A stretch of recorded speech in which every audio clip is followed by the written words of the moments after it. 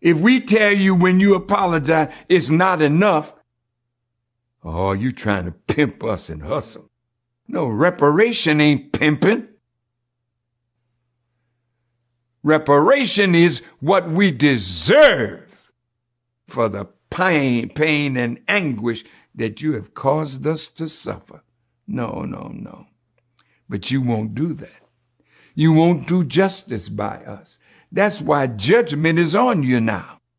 That's why you can't live a day without another calamity, and they're not going to stop. It's going to get harder and harder because the God of justice has claimed us, Kyrie and Ye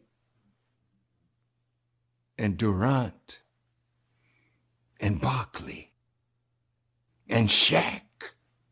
We belong to God, not you.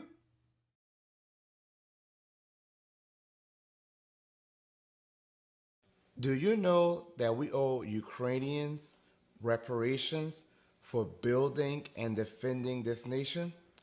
Oh, my bad. I meant to say Black Americans. Notice how there was not one study, not one hearing needed before sending billions of dollars to Ukrainians nor any other group. Yet, when the topic of reparations for the descendants of American slaves is mentioned, we get told a motley of excuses. And I know some of you want to blame the Republicans, but it is for the Democrats that Black Americans vote 85 to 95%. And the Democrats have been complicit in their neglect of Black Americans as well. Maybe it's time we elect politicians that are actually going to fight for us. Maybe it's time we do something different, something better. Join me in getting us not just better, but the best. Join me in this fight. Thank you.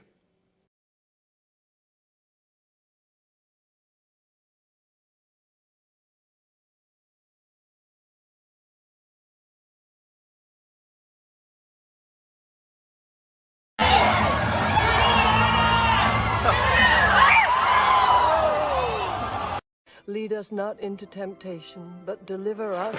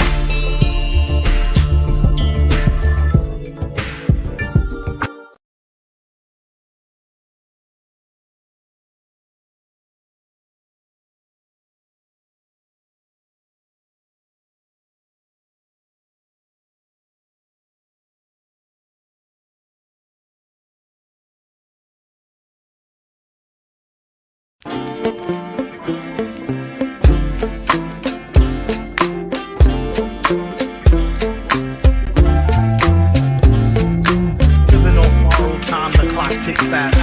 That'll be the hour they knock the slick blaster. Dick dastardly, a Muttley with sick laughter. A gunfight and they come to cut the mix master ice.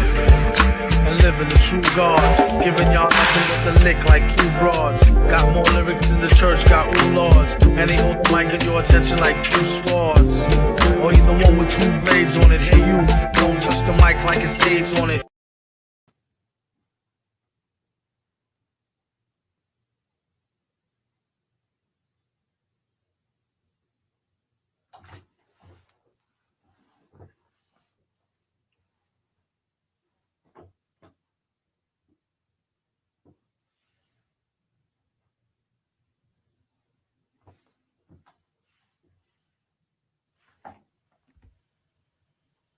There we go. Now y'all can hear me.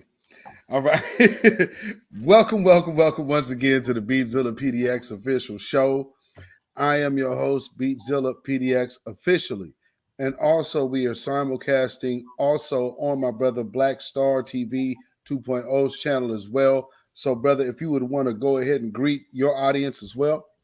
Peace, love, and reparations. Welcome to Black Star TV 2.0. It's your boy Black Star. You already know. I'd like to thank everybody in the chat, all Beatzilla's followers for supporting. And shout out to the new Black Media. It's the new Black Media takeover, man. Let's get it. Yes, indeed.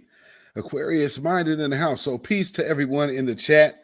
We will get rolling here. So shout out to everybody. Hopefully everybody is doing well and had a prosperous week. Has been able to avoid all the devilry out here from these supremacists that we are seeing out here. Good.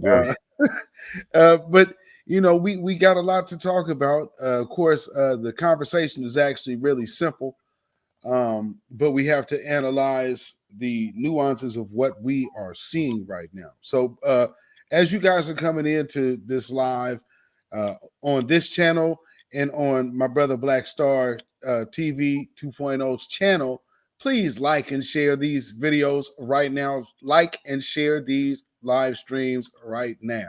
Make sure you subscribe. If you on my channel, make sure you subscribe to Beatzilla's channel. Please, family. And likewise. So please go subscribe to our brother Black Star TV. So right off the rip, brother, with our brother who has recently fallen, brother, Jordan Neely. Man. Almost said Jordan Neely. Yeah, and this is something that is definitely taking the conversation by storm. You see this guy here who has obviously been identified now as one Daniel J. Penny, and he is the son of a high-ranking New York State police officer.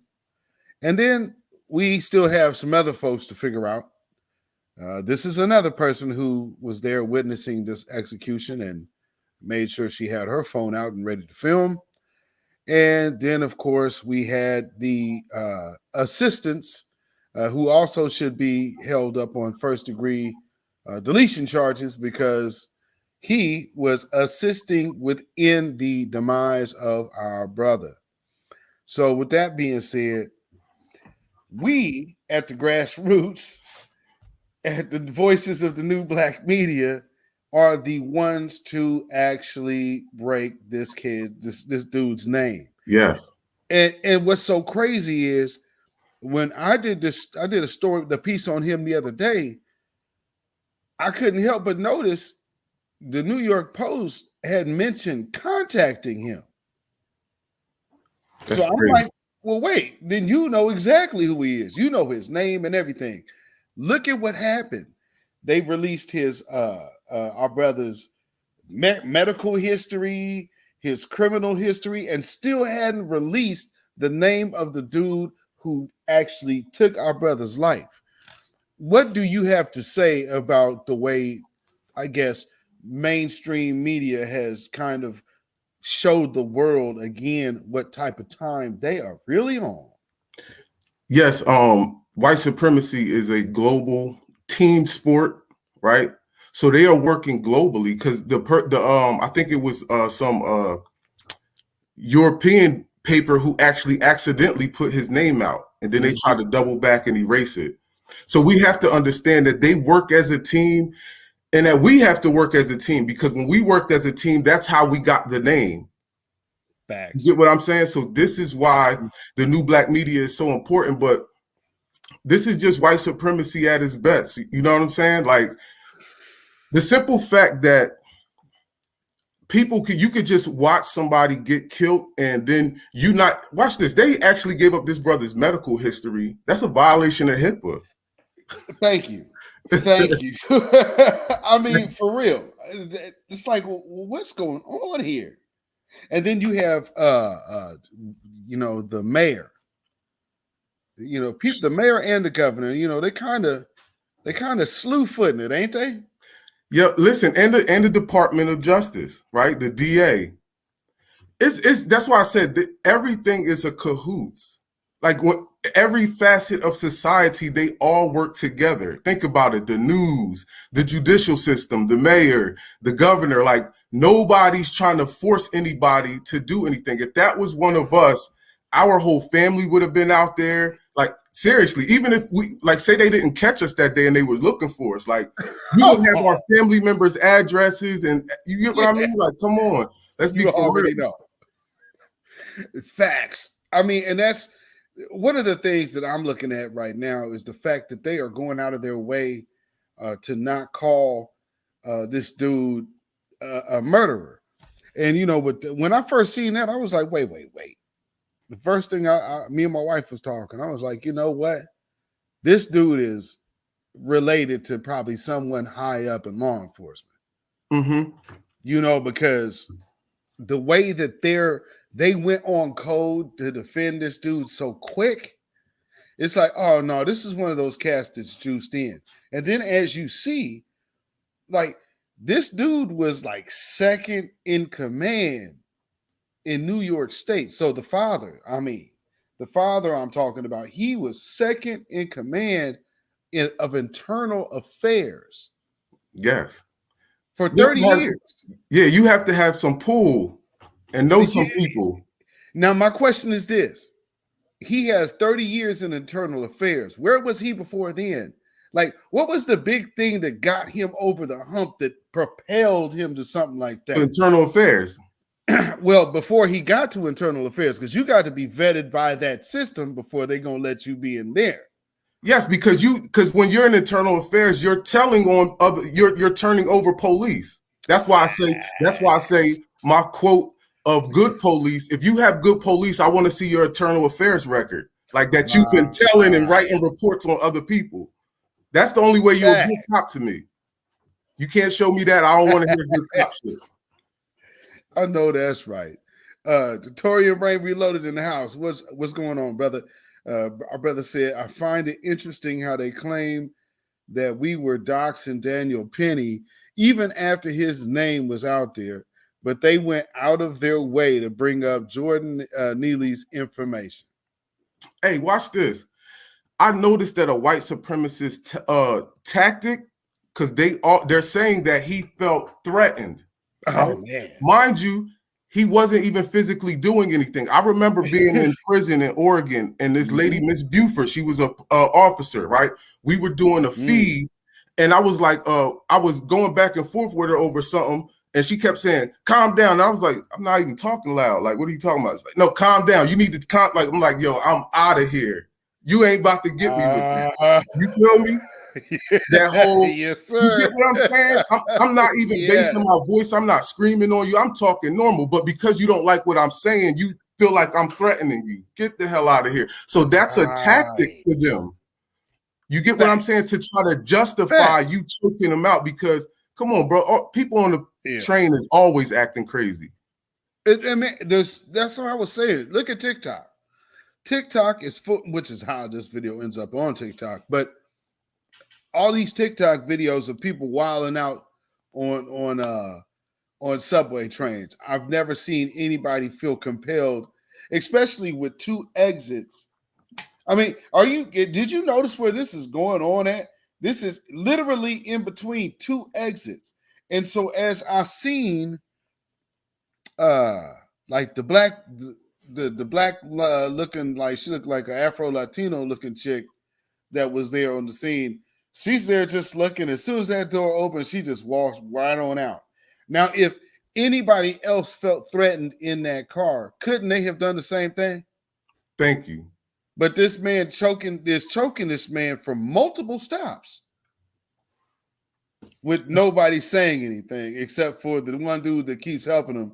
And it's like, I mean, maybe, I don't know if that's a New York thing. No. That you don't go intervene and do nothing. What the hell is that? Did you see the girl in Portland that pushed the little girl off the track? Showing up. Right while the train was coming? Yes.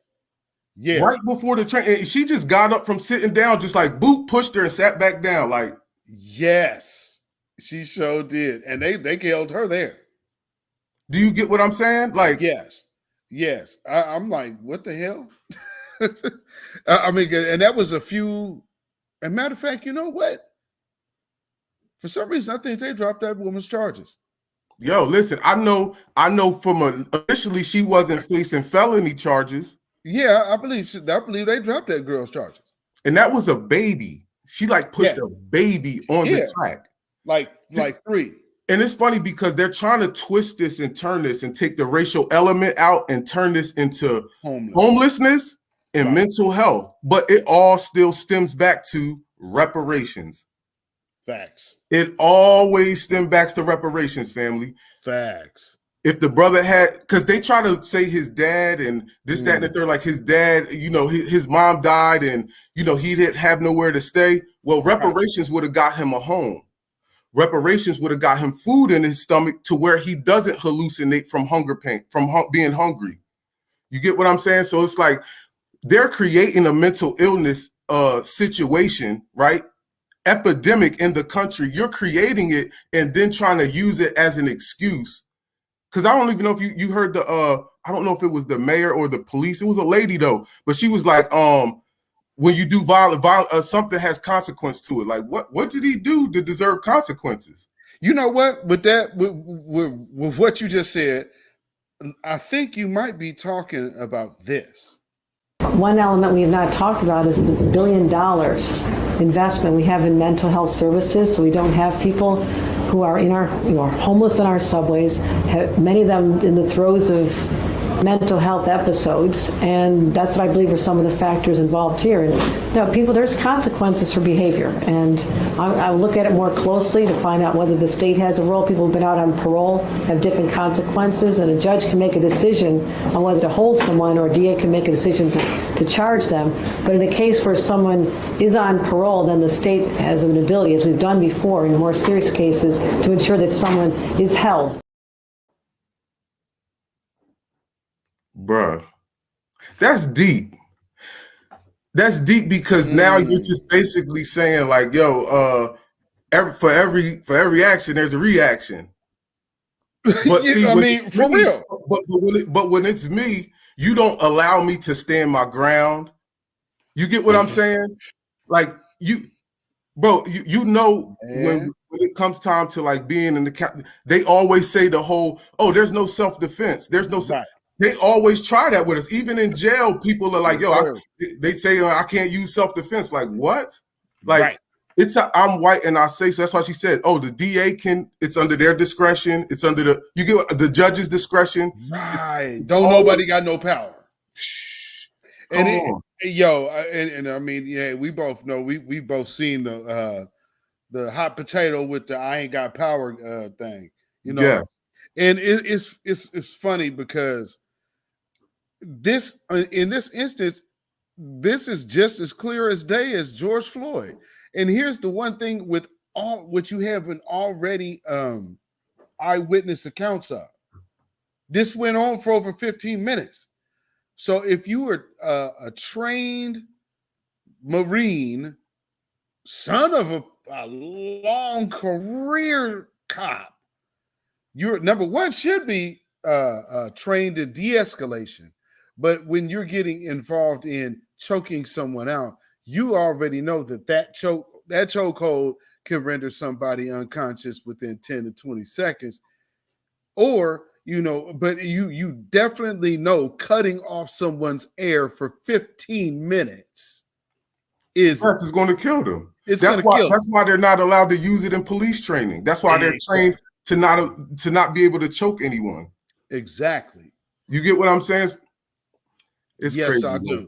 And so we're looking at what that governor just said. Let's look at what the mayor had to say. So one of the reasons that this story is really hitting a nerve is because this man appeared to be having mental health issues. This is something that you've talked a lot about. But I want to read to you, this is a response from the comptroller, Brad Lander. He tweeted this: New York City is not Gotham. We must not become a city where mentally ill human can be choked to death by a vigilante without consequence. There's also this from Alexandria Ocasio-Cortez, the Democratic congresswoman. She said, Jordan Neely was murdered. What is your response to what they're saying here? Well, both the congresswoman and the controller is a citywide leader. And I don't think that's very responsible at the time where we're still investigating the situation. Let's let the DA conduct his investigation with the law enforcement officials. To really interfere with that is not the right thing to do. And I'm going to be responsible and allow them to do their job and allow them to determine exactly what happened here. Yo, see, look at the tactic. Now, this is why we got to get away from mainstream media. Anytime there's a situation between black and white, they're always going to have black commentators to commentate on it, to speak on it, because if you put a white face there, it screams racism. So you have to put the black face out there to play the white role. You get what I'm saying? Come on, like this is all a tactic. Facts. This is why they're falling. This is why they're falling, because they're trying to use the same old tactics. You bring a raccoon on there. You get what I'm saying? Facts. Just to, oh my God, man, this is crazy, bro. Listen, Yo, Eric Adams is like the worst, because you allowed immigration to come into your state, and then you complained about it. Like, so you're just there to push Democratic points, right? And now you're saying you don't have no power over the DA to make them file charges. Come on, man. Like, right. If this was a RICO case with some black people, yo, push it. and you know what? And real quick, before I go any further, man, let me shout out our brother Torian Rain Reloaded. Shout out to Torian. That brother just had a birthday, man. So salute to our brother. And also, real quick, our brother Black Alpha Network, he couldn't make it right now. He might be able to pop in here later on. Hopefully he will before we close out. But brother Torian, brother Torian Rain Reloaded, if you want to go ahead and come on up. Yes, brother. You definitely can come. I wanted to bring him on my channel anyway, because I wanted him to talk about that massacre thing that he had. I know that ain't the topic now, but I definitely want my brother to come on there, because my hometown is actually was built from George White and some other investors, like what's his name? What's the dude that Umar always talking about? What's Umar's not I can't think of his name right now, but anyway. Frederick Douglass? Yes. They all was investors in my town and bought acres in my town, and that's why it's called Whitesboro. That was in 1910. Really? Or 1901. That was in 1901. Yep, that's around the time that all the black Wall Streets was being built. They all came from North Carolina and bought acres in New Jersey and called it Whitesboro. Yep. Wow. So I just put the link in the chat, brother. Because these next two videos are going to be a doozy, man. And I know my brother right here, Black Star TV, got something to say. And I definitely know that our brother Torian Ray Reloaded is going to have something to say for these as well. So I'll let him go ahead and get ready to come on in here. But, Kid Gravity Beyond, what's going on, brother? Yes, indeed. Eric Adams is like a poster child black Democrat. You feel what I'm saying? You're going to do anything that they tell you, regardless of how it hurts our community. And I remember his brother tried to come on Tariq's show one day and tried to like, yo, talk to him offline, because what y'all trying to do now, y'all know we checking people. Right. So what that was about was like, yo, holla at him offline so you can kind of keep him out your name, so we don't throw no dirt on him. So you get what I'm saying? Yes, indeed, I do. We ain't playing that game. I don't care if you my dad. Right. I don't care if you my uncle. Yo, you playing that coon stuff, man. You got to get outed. What's so crazy is they knew the verbiage. He came in knowing the verbiage. Yep. And bringing our brother to the stage, Torian Rain Reloaded. My brother Torian, what's going on, man? Shout out to the DMV, man. What's going on? I'm doing good. Good, brother, man. You know, and how was your birthday, brother? It was good. It was real relaxing. It was real calm. I didn't really do anything like, special this year compared to last year. Last year I went to LA, but this year I stayed pretty local. Okay, that's what's up. That's what's up, man. Kid Gravity, what's good, going man? on, brother? What's up? What's going on? It's nice to meet you, brother. Yeah, you too. Hey, why are y'all about to go in on Eric Adams? Yes. Yeah, go ahead. Do your thing. Y'all can definitely speak on that. I already gave some my piece about Eric Adams so many times. Most recently now he's complaining about the problem that he caused or helped contribute to. I'm like, you asked for it, so it is what it is. So you can't complain now. After all, you did call yourself the Biden of Brooklyn. I said I already had a side eye on him from that alone. And I said, now I really, I can't look at him any other type of way. Really though, you got to be nuts to want to be identifying yourself like that. I guess he figured in the company that he's in, which when you in that kind of company, you see Kid Gravity's mask, that's how you end up looking. Listen, like a straight raccoon, bro. Listen. And I do hear he does also come from a Jamaican background as well. I don't know if that's true or not, but it is. Okay. Oh man, listen! Wow, that's insane. Go ahead, Kid Gravity. You got it, man. Oh, he just took his. Yeah, go and you take that mask off. I'm gonna save that for those British coons tomorrow when I stream the coronation. I'm gonna save that for them. Oh, the king! Oh my God! Hey, boss, I'm gonna go on my knee for you, Please partake on the jerk chicken, please. I know you have on your nice clothes, but love us some jerk chicken. Come touch for me flag, yes. As soon as he touch that flag, they gonna frame that thing so nice. It's gonna be right there as soon as you open their door in their flat, man. Now I have a question for y'all. I know y'all don't care about this, but over under, who's gonna have more flags, the Jamaicans or the Nigerians?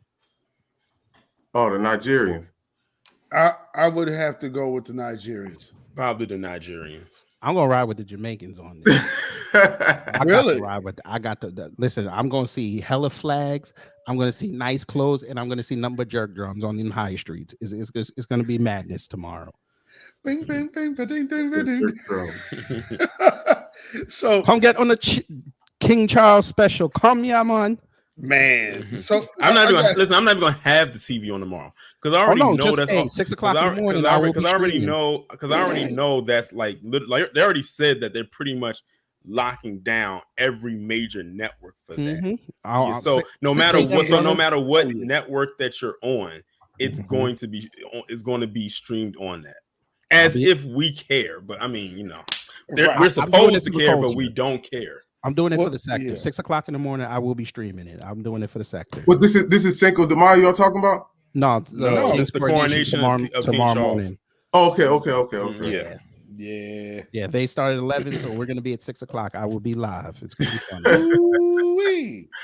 Ooh-wee, brother, gonna be up. So if you guys are burning, getting up early on a Saturday, if y'all got to pull that Saturday shift. Ain't y'all FBA? Y'all start cooking for Sunday dinner at 6 a.m. on a Saturday? Oh no. Sunday dinner. No. I think them days is long gone. Cause shoot, mostly everybody is home on Sundays at this stage. I know that's right. I thought y'all had to prepare for Mother's Day dinner next week. Oh no. Yeah. Thanks to the new inventions, things are a lot quicker. All right. Yeah, taking care of them, the futuristic culinary inventions. Yeah. Man. Pressure or cooker. brunch. Hey, man, get that. Hey, yo, I meant to tell you, somebody in the chat just dropped that Eric Adams is pro-police, and that's again another reason why he's not trying to press no charges. Yeah, he a transit cop. He was a transit cop. Yeah. Where were they at? Who? The transit cops? The transit. Here's the thing with New York City, because I heard somebody in Tariq's space say this.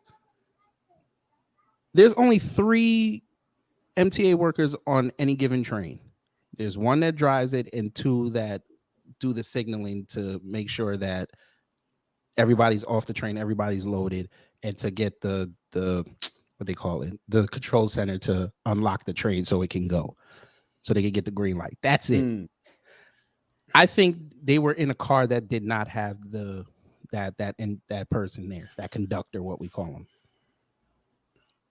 So for them, and then he was saying that, everybody was gone off that train. I was like, if they said that started minutes before they got to the station, that means that train was full. There were people in there. So that means when they stopped, everybody ran off.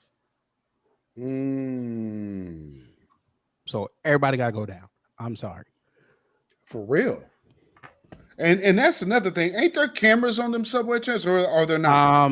Not on the cars. It's in the station. Yeah, they have it now. They've expanded to the stations now, not on the cars. They still can't even get Wi-Fi. They still can't even put Wi-Fi on them cars. Yeah, our train systems got down here in this area. They got Wi-Fi on maybe like a couple years ago, and I'm so glad they finally did. He rich.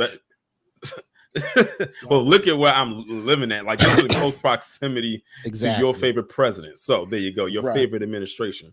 But nah, because when you used to go under them tunnels, those signals would drop immediately. They will only be active when you were above ground. But once you got underground, that's when them signals would drop. But now they got the Wi-Fi's installed through every system and all the lines in the area.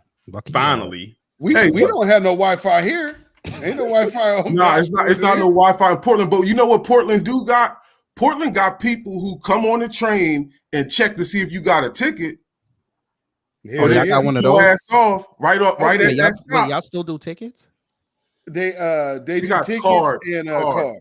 Yeah, but still they checking. They definitely checking. They got a thing that you got to slide your card in. They're walking down the thing, slide your card in. That shit go red. That next stop, you getting off. I don't care. If cops waiting. They don't make you pay. Oh yeah, they make you pay. Yeah. They'll make you pay. Like you know what I mean. But if you don't have it, not with the knuckleheads here. People can literally hop that turnstile like it's nothing. Like I see how many times every time like here, especially depending on whatever stop every time I keep hearing that little beep or whatever that whenever anyone hops over that, they used to be able to catch them like at a particular station where usually had a lot of transfer spots, because those are the more bigger ones. Yeah, so like they would literally get on the elevator that would go up to the outside level. It would stop in that mid level, and whenever we saw it stop at that mid level, we already knew what was about to happen. On the other side of that door was the security, and they knew who hopped it, because they can look right at that camera and see who did it, and then they would press a button that made it go to that level, even though you pressed to go to that third level, which was the outside part. And then they would be standing right there, and they would look dead at the person who hopped that turnstile, and they may come out. Yeah, in New York, you get a fist fight if you pull that off and the cops see you. They want to fight you. Hey, yo, what happened to all the white helpers? You know how when something happened in public, you got white people to come out of nowhere, not minding their business, trying to save the day. Oh, they were on the train too. Y'all didn't see the Karen out, the Carolyn Bryant Dunham that was on the train. Oh yeah, she was smiling. She was smiling and reporting. Oh yeah, that's why they said they all got to go down. They was helping. Yeah, they was in assist mode. This is how you know it's a system, and white people always move together. Like if it's a black person doing something stupid, then y'all want to come save the day. When we're being affected, y'all want to watch and pull out your phone, and all of a sudden you can't dial 911 or anything. And this guy you got up on the screen right here, you got to watch, because online, especially on Twitter, they have been trying to throw this man into the black category all day. They've been trying to turn this guy into a black guy all day. Like whenever I kept seeing people troll about this, like they kept saying, you know, like about him being a black guy and this, that, and the third. They've been trying to throw him into that category black all day. He probably from Red Hook. That's where all the Puerto Ricans are now, and the gentrified white people. So. And he said, I think is that the dude that said he was a Marine too? That was the guy that was holding his arms, huh? Yes, sir. Yes, sir. Like, what are you holding his arms? Are you holding him and talking to him like, shit, just breathe? Like, what is he gonna do? Go like this? That ain't gonna hurt him that much. You're supposed to be. Usually, when somebody's getting choked, you feel the person who's choking arms. Right. He's holding his arms. Right. Yeah, they was making sure he wasn't getting free. Like they wanted him dead. And the thing is, like when they said that he was still holding him in that chokehold even after he lost consciousness. He was still holding on to him, even though he knew that he was passed out. He was not moving anymore. And and they were like, "Oh, at least they put him in. At least they put him in recovery." I'm like, he was dead.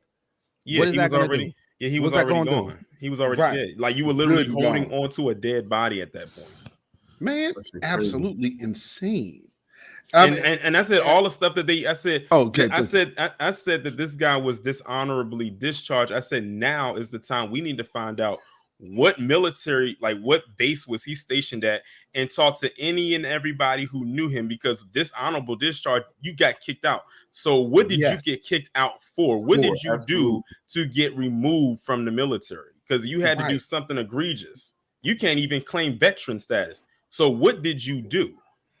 And let's find out. And then on top of that, when I was looking online, and when they said where he was from, he's from a place in Gravity. You can correct me if I mispronounce. Oh, Suffolk County. That's from a place called West Islip. Okay, I just wanted to make sure I had the name right. They said that's in Long Island. They said Long Island is a very white supremacist area in New York. Yeah, and that county and that place in particular where he's from is very, very staunch white supremacist. Heavy. They still got plantations out there. Yo, isn't that where dude did the little thing? Well, that's close to. Is that close to Buffalo? No, Buffalo's 8 hours away from New York. But Suffolk County, you could still find plantations over there. They lionized Robert Moses, and we all know Robert Moses was a big plantation owner out there. Wow. So it's either you dealing with the white supremacists or you dealing with them Latino gangs. Like black people are only in 2 towns on that whole thing. It's either Wyandanch or it's Brentwood. After that, it's white or Latino. That makes total sense. Yeah. Okay. Him holding his arms is equivalent to like somebody holding you back in a fight while somebody punching the hell out of you. Yeah, you feel me? Like, yo, what you doing? Like, I mean, that's why I said he needs involuntary manslaughter. Thank you. Now that's the person that I would say would need involuntary manslaughter. First degree on walking up behind somebody that's not even facing you, putting them in a chokehold for 15 minutes long and holding them long after they pass out.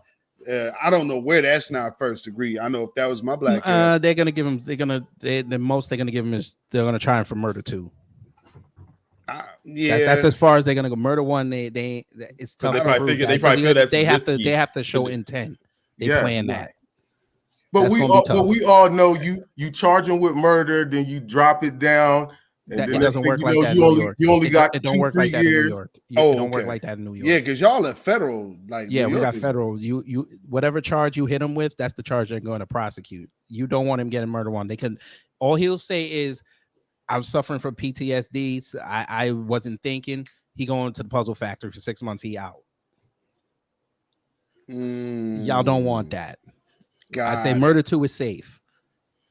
Okay, murder 2 is that's as high as you should go. Knowing them, they're gonna say manslaughter. Yeah, that's what's so crazy about New York. Y'all got them federal. There's like your state laws are federal laws. It's not like it was. It's not like it was with Peyton Gendron when you could easily go for murder one because he actually displayed and laid out what he intended to do, and they found it, and it was all lined up right there. So that was an easy murder one right there, no doubt, with hate crime charges attached. Oof, yes, and well deserved. And then you got I Am the Captain now sitting in the back, just like he's shocked, like he never seen this. That's another reason that they. You talking about Albert Bragg? No, I'm talking about the dude that was on the train, or the tether that was looking in the back, like Mr. I Am the Captain now. Oh, okay. I had to think about that for a second. I'm like, who is he talking about? Yeah, this idiot. Yeah, his head is about as long and tall and skyscrapers in New York. Man, he could headbutt some nails, boy. Man, y'all remember that video game? What was it? He looked like Megamon. Meg. He looked like Yakub. Jesus. The big brain scientist. Big brain scientist. So, family, let me. I want to show y'all brothers this next video, man. Cuomo has landed on his feet. Which one? The brother, the younger brother, Chrissy. Yeah. Yep. So you know what happens when they finally get a chance to leave the liberal plantation, they start revealing themselves. So this cat, I guess he might be trying real hard to be the next Tucker Carlson. Oh, but Lord.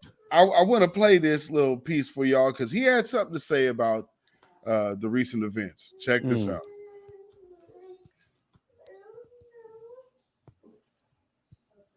Reason to kill somebody. No, hold on, it's Ellie. Just not. Ellie, I didn't say it is, but that's also not what we know that happened. If this man is one of the passengers who felt threatened by the saying that he was going to hurt them, if that's what the record shows when we get the testimony, and you haven't seen it, so you don't know that that's not what it is, neither do I. That's why we have to have an investigation.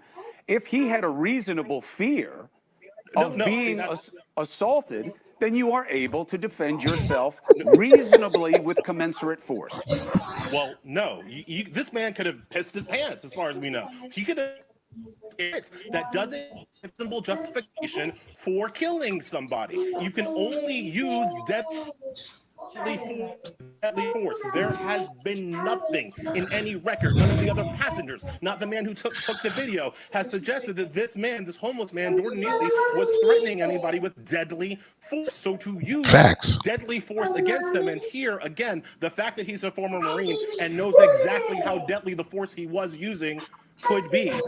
The ability to use force against somebody when you are not threatened with deadly force is not a justification for homicide. Is it murder or is it manslaughter? That's more of a legal. That's a more of a legal question. I personally. And that's where it ends. He looked like a mixture of Professor Clump and Don King. Facts. Don Clump. All right, check this out. Let me start it off. Now, this is why I don't trust the media. This is what, if y'all ever need an example of not trusting the media, this is the perfect example. Because shout out to Great Black Shark. Yesterday he played what Candace Owens said, and she pissed me off. Like I have disdain for this woman. Like, y'all don't understand. Like, I really, man, if I ever see a man, let me stop because I want to get Beatzilla in trouble. She said she lived in New York City for 7 years and rode the train. She never got accosted by a homeless person. Okay. Chris Cuomo has ridden the train in New York City, never been accosted by a homeless person. I've ridden the train for over 20 years. Never been accosted on the train. Yes, we've seen them smoke crack. We've seen them fight, do performances. Hell, I've even seen some ride the outside of the train in the tunnel. We've seen everything. By and large, homeless people do not mess with people on the train. They don't. So for now, we have this situation. They're out there right now justifying this man getting killed because he threw garbage and yelled. Mm-hmm. this just tells these ain't real New Yorkers. Because real New Yorkers would have been like, oh, here we go. Turn up my music. I'm going to turn my back, but I'm going to watch this man. Or I'm going to leave the car and go to the next car. But that justified this man getting killed. Y'all are justifying it on your platforms that this man needed to die because he threw garbage and yelled about going to jail. Yo, that happens on almost every train. Because every train in every city, you got homeless people. Facts. And you see homeless people roast people. Yes, all the time. All the damn time. I had put up on my Twitter page. I said that Candace Owens is like a staunch supporter of black men dying, especially at the hands of other white men. And we can see that throughout, with Ahmaud Arbery, George Floyd, especially. She created a whole documentary behind that. And now this. I said, you're seeing a pattern right here. I said, if Oprah wasn't already the Mammy Supreme for me, she would be that. She would earn that title. Yeah, Candace Owens is terrible, man. Candace Owens. I look at her like, she's a person that understands the finesse. So she's a professional finesser that just has sold her soul to get on. So, she's one of them people that whichever way the wind blows, that she thinks her zaddy or paymasters will keep her around just a little while longer. That's the way she's gonna go. Right. Sad but true. Hey, B-Zilla, I'm gonna put something. I put two things in the back channel. Y'all look at that later. Okay, right on. And Cuomo sound like he should be on Fox. He wants to go to Fox. He's hoping Lawrence B. Jones does not. He fails so he could try to jump in. By the way, I defended that man, and I'm still gonna stand on what I said, but he was buck dancing over this. He was justifying that man getting killed, and the black person he was talking to had to pull him. Now, with that being said, the dude that with the gray hair, I've seen him on CNN often. I don't, what's so funny? They say that he's in his 30s. I'm not sure if that's true. 30 what? 30 what? 30th century? What? 30 what is BC? His name? I can what is his name? Oh man, I always forget dude's name. What is it? Yo, it's funny because he kind of do got a baby face, but all those Democrats, like, they not allowed to have facial hair or something. I think right. Let's find out. I'm gonna find out if Twitter got his name. So what's that man's name, man? Because it's not in. What's up? Yo, with guess who went to go talk to Chris Cuomo tonight? Who's that? Don Lemon? No, Terrence K. Williams. Get out of here. Wow. I'm dead serious. I just saw the post. For why? Wow. You saw it, right? What did we just say? And we just said he's going that direction. His name is Eli. I think so. Hold on. Eli. Let me see. Eli Mistel. I guess that's his name. Eli Mistel. Okay, I found it. No, he's 44. He was born in 70. He was born in 78. He's 44.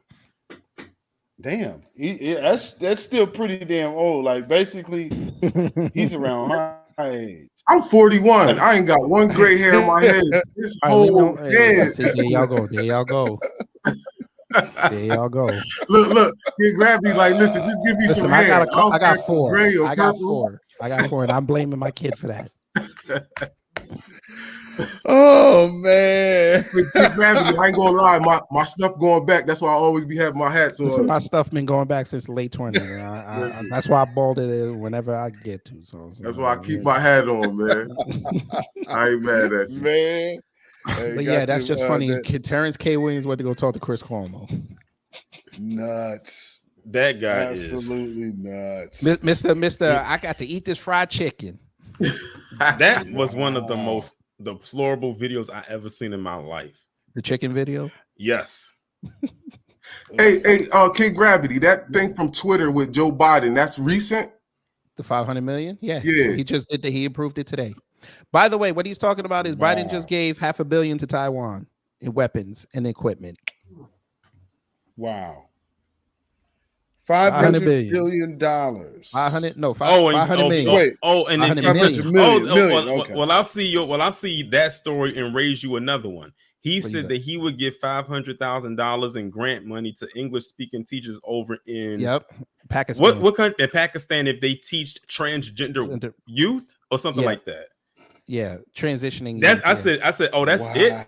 And they said if you just have one in your class, boom, you got some money. You get $500,000.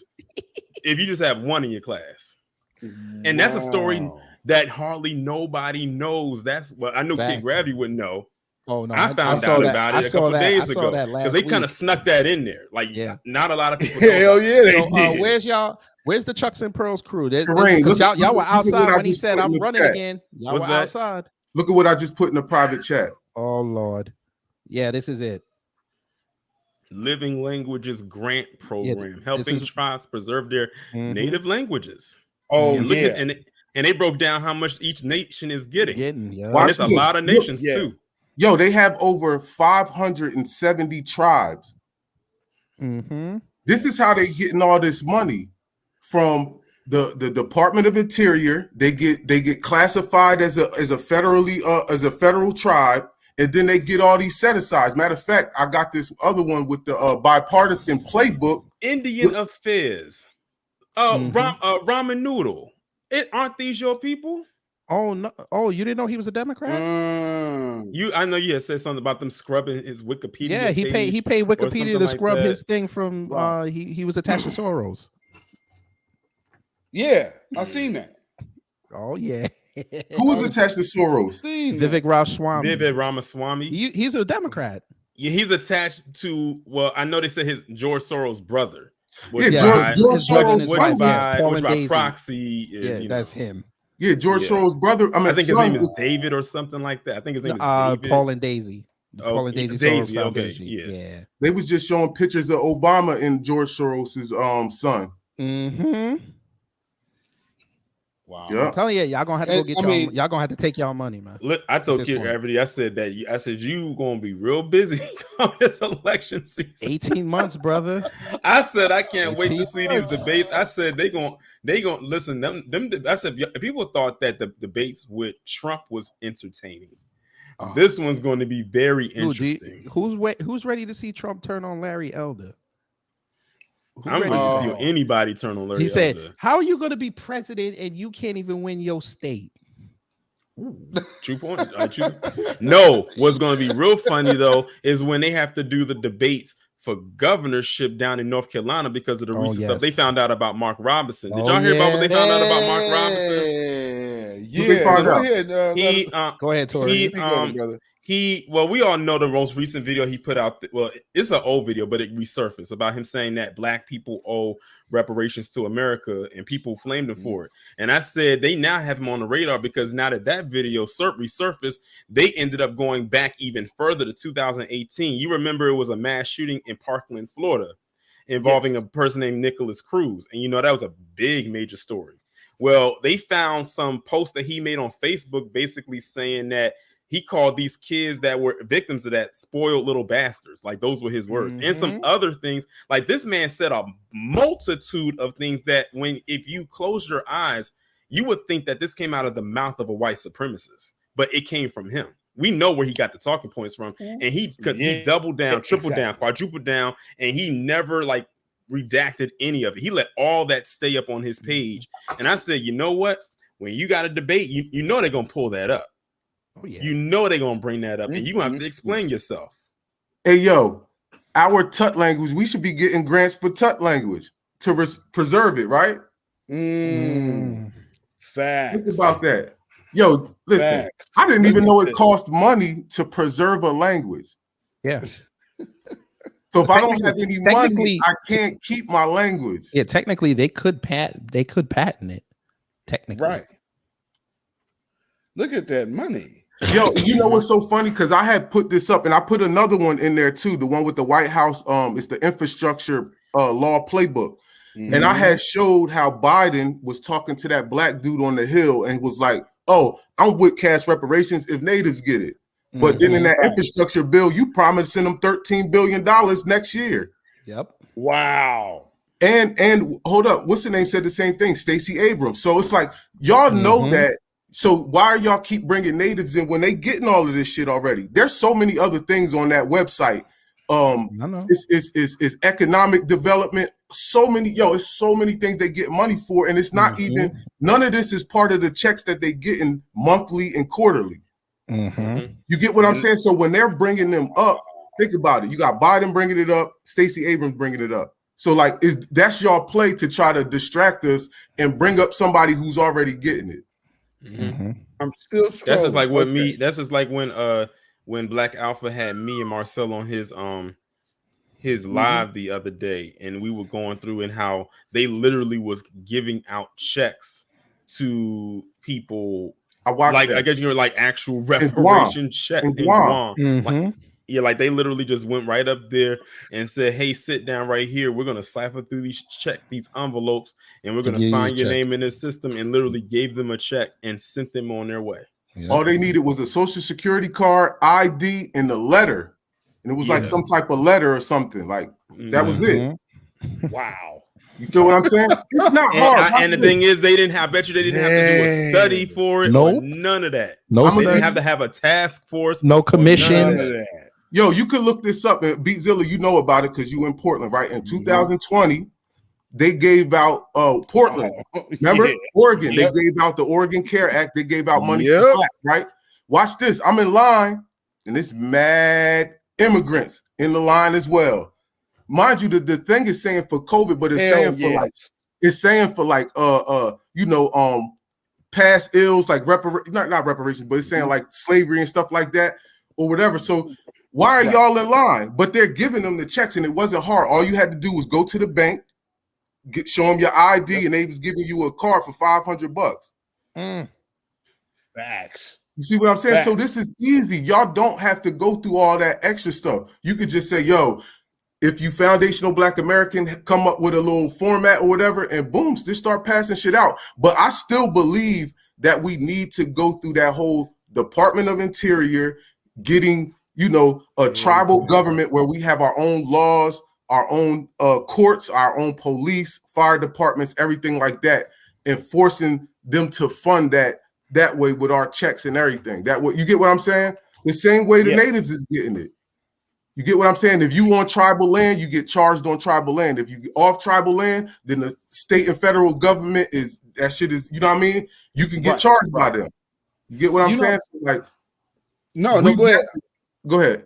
No, go ahead. Finish. We have to change up, or we have to strategize with reparations in order for it to count. Right? Everybody keeps saying wasting the money. Who cares if whoever wastes the money? But we still need structural institutions like the the Freedmen's Bureau and things like that. But also, you get what I'm saying? Just minus the Freedmen's Bureau, excuse me. We need to get like tribes and stuff so each one's can be putting out checks. Because also, watch this. I've learned, because I know this dude Mosik from Alaska, right? His tribe was on there, the natives, the Arctic Slope one. It's actually the first one on there, right? Different tribes get different money, right? Some tribes get more than others. Different money, yeah.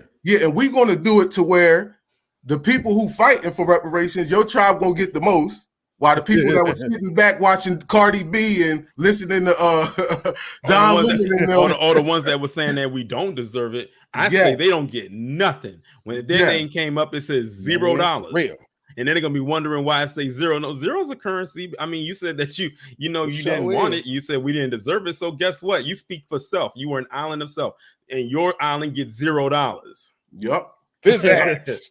So we need to get some of our intellectuals. Man, let me get what I'm saying. We really need to get our intellectuals and our our lawyers and look into stuff like this, because if you look at the Department of Interior, and their whole sole purpose is to fund these people. You get what I'm saying? And if people talk about the name, because I had a debate with Kareem Blizz Johnson. He be on Doggy Diamonds. We was talking about reparation. He's trying to bring up the natives and them living shitty. And I'm like, bro, if they live in shitty, it's because they're people who control, who get the money to disperse it out. Because once the federal government gives them the funds, they don't have shit to do with it after that. The people at the top are the ones that's juicing their own people. You get what I'm saying? Just like our government is doing. You're getting the money, then you disperse it to whoever you want to disperse it to. You get what I'm saying? And the people at the bottom get the crumbs. While the people in the natives that's in the hierarchy is getting the majority of the bread. That's that. Well, it's the fake trickle down theory, isn't it? Yep. But when you say that they don't have shit, they do have stuff. Y'all gonna have to take it. I'm sorry. Y'all gonna have to take it. Take what? Y'all gonna have to take y'all money, man. No, you ain't lying though. At some point, something is going to have to give, right? You can't X out any solution. I got the perfect solution. Y'all got. I know y'all ain't gonna like me saying this, but either we stay home November 2nd of next year, or y'all go for Republicans. I think y'all might have to crash that Democratic vote. I'm sorry. No, this is a definite. We definitely have to crash it. We definitely have to crash that vote. And for this reason alone, look at what we've got thus far across the board. Well, it's a down Democrat crash. Yeah. We gotta have 2 weeks of CNN and MSNBC talking about what the hell happened. Yep. Facts. Well, CNN probably won't because they're starting to do that pivot. So it might just be MSNBC. Wolf Blitzer still runs. If Wolf Blitzer is still there, brother, he gonna be on the round table crying. Him and Van Jones, they gonna be crying. They won't know what hit him. Oh, Vanessa Jones. Oh, that's a good one. He gonna be on the. It's so hard to be a Democrat this morning. When it comes to voting, though, I think our people, man, they need to take some accountability. Because right now, when you start talking politics to the people that was talking about get Trump out, they don't want to admit that they were wrong, right? No. In order to get by, and I learned this is what they tell you in prison. In order to get by, to get past it, you have to admit that you were wrong and that you did wrong. You feel what I'm saying? So we got to admit that we fucked up. We voted for the wrong person. We either should have voted for Trump or we shouldn't have voted at all, right? Because I tell people this, I send them that I got this video from the Center of Immigration Studies, right? I don't know if any of y'all seen that, where they're breaking down, this is from 2016, they're breaking down like all the effects of how it affects Black society. This was in 2000, so Obama was president. So I'll be asking people, I'm like, yo, I'll let them play it, and then I'll say, yo, the Democrats are pushing immigration policies like that's hurting us. Like, so when Trump was building a wall, he was actually trying to help us. But you were so confused and so, you feel what I'm saying? They finessed you so much to think he was such a bigot that you couldn't see past the policy that was actually helping you. Same thing with contract with Black America and the Platinum Plan. Same thing. Vivica Fox screwed Black people. I'm just gonna say it. That was her first entry into my Karen Hall of Shame. Oh yes, was that moment right there. You know, she blocked me after I did that 24-minute dissection of her. She blocked me. For real? Yeah, she blocked me. What did you talk about her face? She no, I went in. I went on her whole life. She blocked you too? I didn't. Yo, BJ, we saw that. You saw that link I just gave you? Block. I saw it. That's who was celebrating last week when he said, "Hey, Black Greek organizations fight over suppression." Man, sit down. No, speaking of Stroll, Kid Greg, when you had posted that, I thought you was going to talk about them doing that line dancing down in Florida. Which the one where they did the 2 steps back? Yeah, I guess they was in some kind of house down there in Florida. Yeah, I saw that. I was like, "Yep, that's the Divine Nine right there." You could tell. That's one of them. Whatever. Females like it. I ain't even gonna mess with them because they gonna learn next year. They gonna learn because the interest rates just went up. So you know what that means. Summertime, we about to hit $4. Your food about to go up 15%. I hope y'all ready for this. Y'all better get a BJ's card. I'm gonna warn y'all now. I got get there before them white folk. Before them white folk get to it. Oh, by the way, all you Divine Nine flunkies, yo, loan start August 1st. I hope y'all got the money. Oh man, and that's a whole nother thing. Everything that have you noticed that the Biden sexuals literally champion all of Joe Biden's bills that he actually did not get passed? Yo, they talk about that stuff as he actually accomplished it. Nope. Listen, that's what I mean by accountability. And you can't even like be saying, yo, bro, you ain't do what you said you was doing. Like, you're not even going to check him for not doing the stuff they doing. You're not going to say you was wrong. And you're not going to check the person that you now got in there. You just going to fall back. You know what I would come back with? I'd be so petty. I would be so petty when it said, you might as well just be a Trump supporter.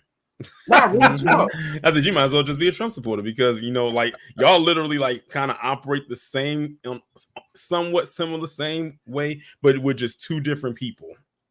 Yup. See, that's why I said we play identity politics. A lot of our people, like I said the other day on Facebook, like anybody who likes Obama is just personality. That video, yep, that's the one I was talking about. They hold. Then you had the rhythm. You got Rhythmless Nation down there.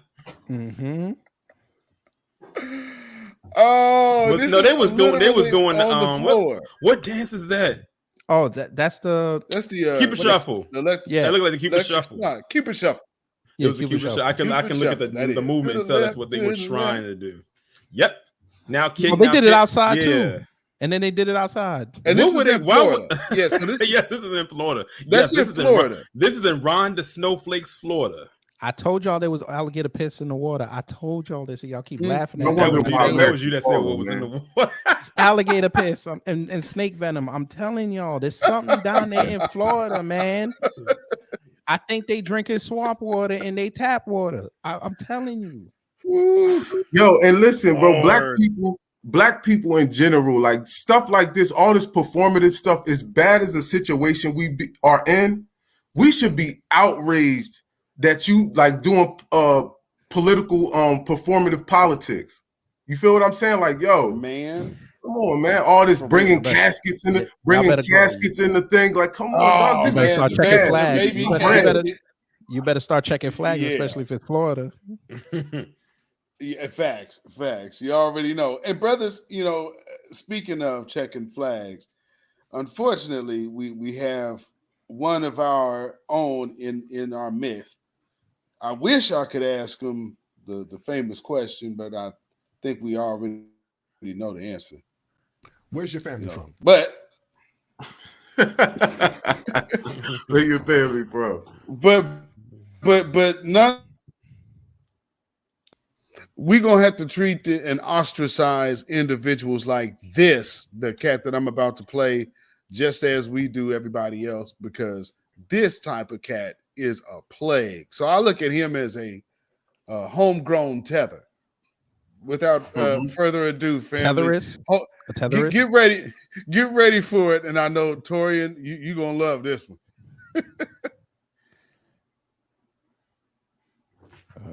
Load. Enforcement has retreated and chaos and disorder have escalated. Oh, Lord. Vigilante justice is a natural outgrowth when law enforcement retreats to safety.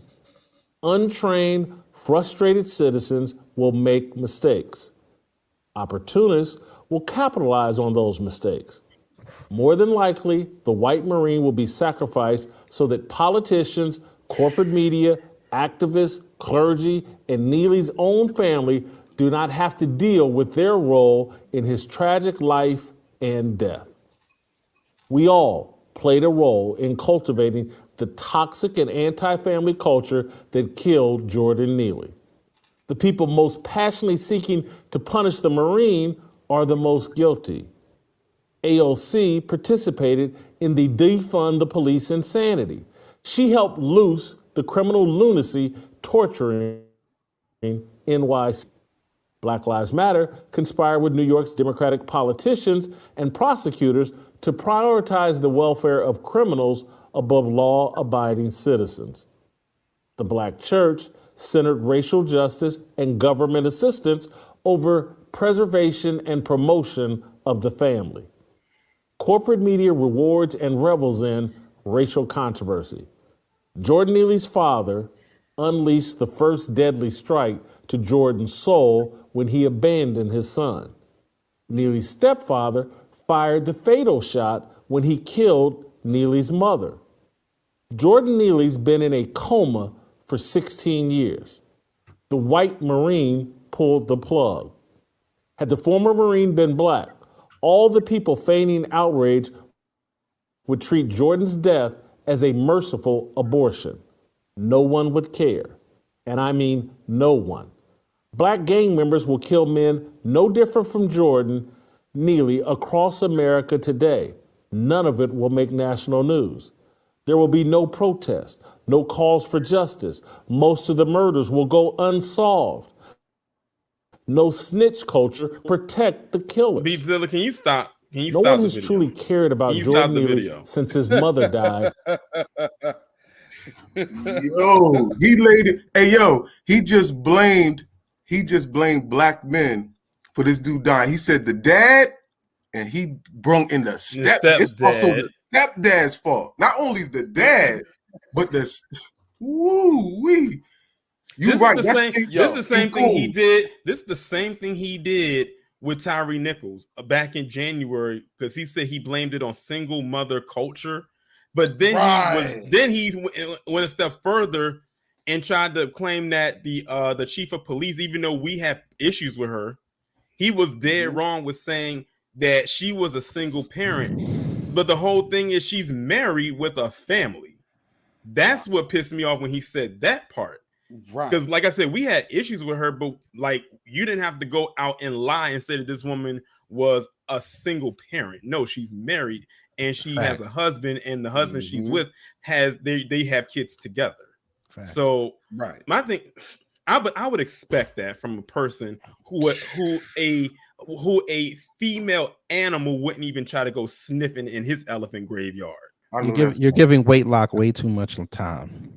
Hey, yo, you know that's why in my bed bucking Hall of Shame, when it comes to him, every time he enters, he gets the infinity symbol, because I have no more numbers to give him. Every time he's entered, it's infinity.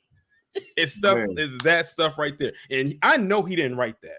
I know a white guy had to have written it. He does not have the intellectual capacity to say the stuff that was right. All of that, right? That did seem kind of scripted. No, he hit mad talking points. Watch this. He said the police defunding the police like that stupid family. They never got defunded though. They got refunded. The statistics show that they get more funding every single year. Every single police department's funding goes up, and so does the damn crime. So that doesn't stop crime. Exactly. Poverty breeds crime. So the solution is to fund the poverty. Right. AKA reparations. So 1 + 1 is 2. So that's why I say also. I want to know. Did Jason Whitlock talk about that? That South of the Borderian that came over here multiple times after being deported multiple times and killing people. Like, did y'all hear about that one that I think it was down in Texas? I think there was one down in Texas. When he killed 4 people. People, they keep leaving out the part that this man was deported multiple times. But he kept coming back over here.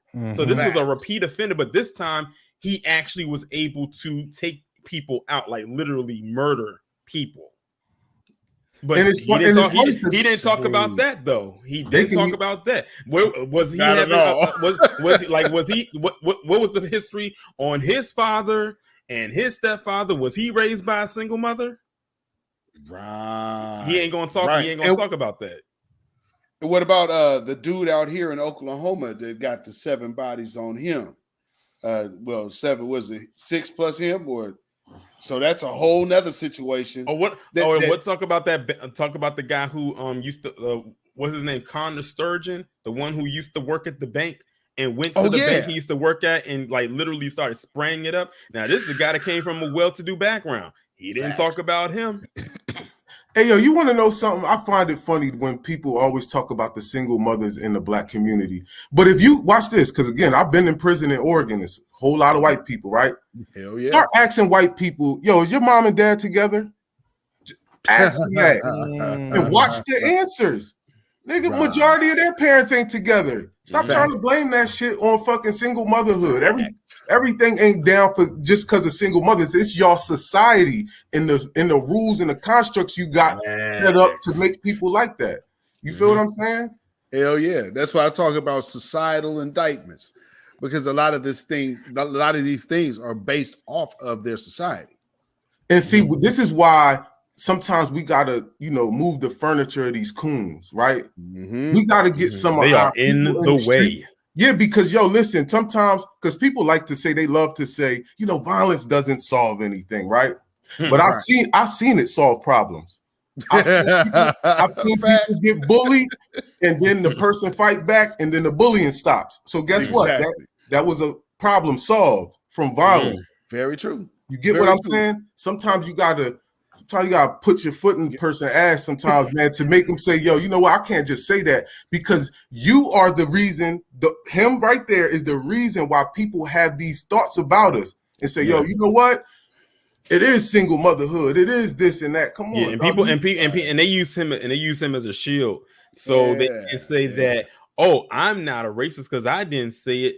And they can't call him a racist because he's black. Yep.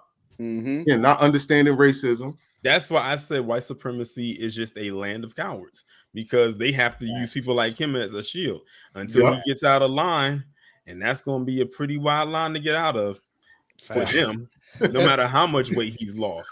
Or him and Stephen A need a show together, yo. No, they don't. No. God, Biscuit and Charles Barkley. Biscuits and no. Biscuits. Hey, yo, they need to do a big collaboration. Don Lemon. You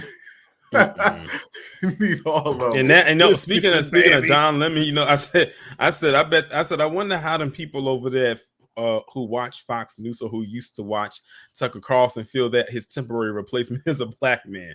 I said, I didn't see Fox News doing that one. I said, it's a lot of stuff on my 2023 bingo card that has happened that I didn't expect to happen. Because watch this. Remember, that's one of them too. They trying to put new pieces in, so they know that we know they old tricks. So again, the new trick now is, hold on, they know that the Democrats is losing black people.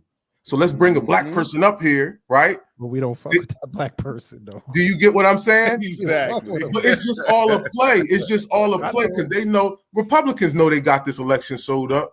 Right. They know that. Let me ask you. That's why they bringing Orlando Jones in. That's why they not pandering to us. You notice the Republicans aren't pandering to us still? Of course not. They don't. They operate that they don't need us. They gonna learn too. Yes. Yes, indeed. Let me ask y'all a question real quick. With that, what he was talking about with the whole Jordan thing, not necessarily what he was talking about, but something that we saw, that they was withholding this cat's information, Daniel Penny. Now, I can see about all of these white publications. What about the black ones? Like, none of it literally took the grassroots to get this guy's name out here. You mean to tell me none of these black media entities had a hold of this dude's name? Let me actually tell you how they found out about it. So, because I actually saw it this morning. And at first I was like, I don't know, if because I don't want to go off of, oh, that's him and everything like that. Because the picture they put up together, I can tell that the one picture they had up was an older picture versus the one that we saw now, because in the older picture, he had no facial hair. He had a low cut. This one, he had more facial hair and hair on his head, and it was curly. And then, of course, they ended up linking and said that's actually him much later on. Now, let me tell you how his name got out there. So thank you, Daily Mail, because this is coming from you.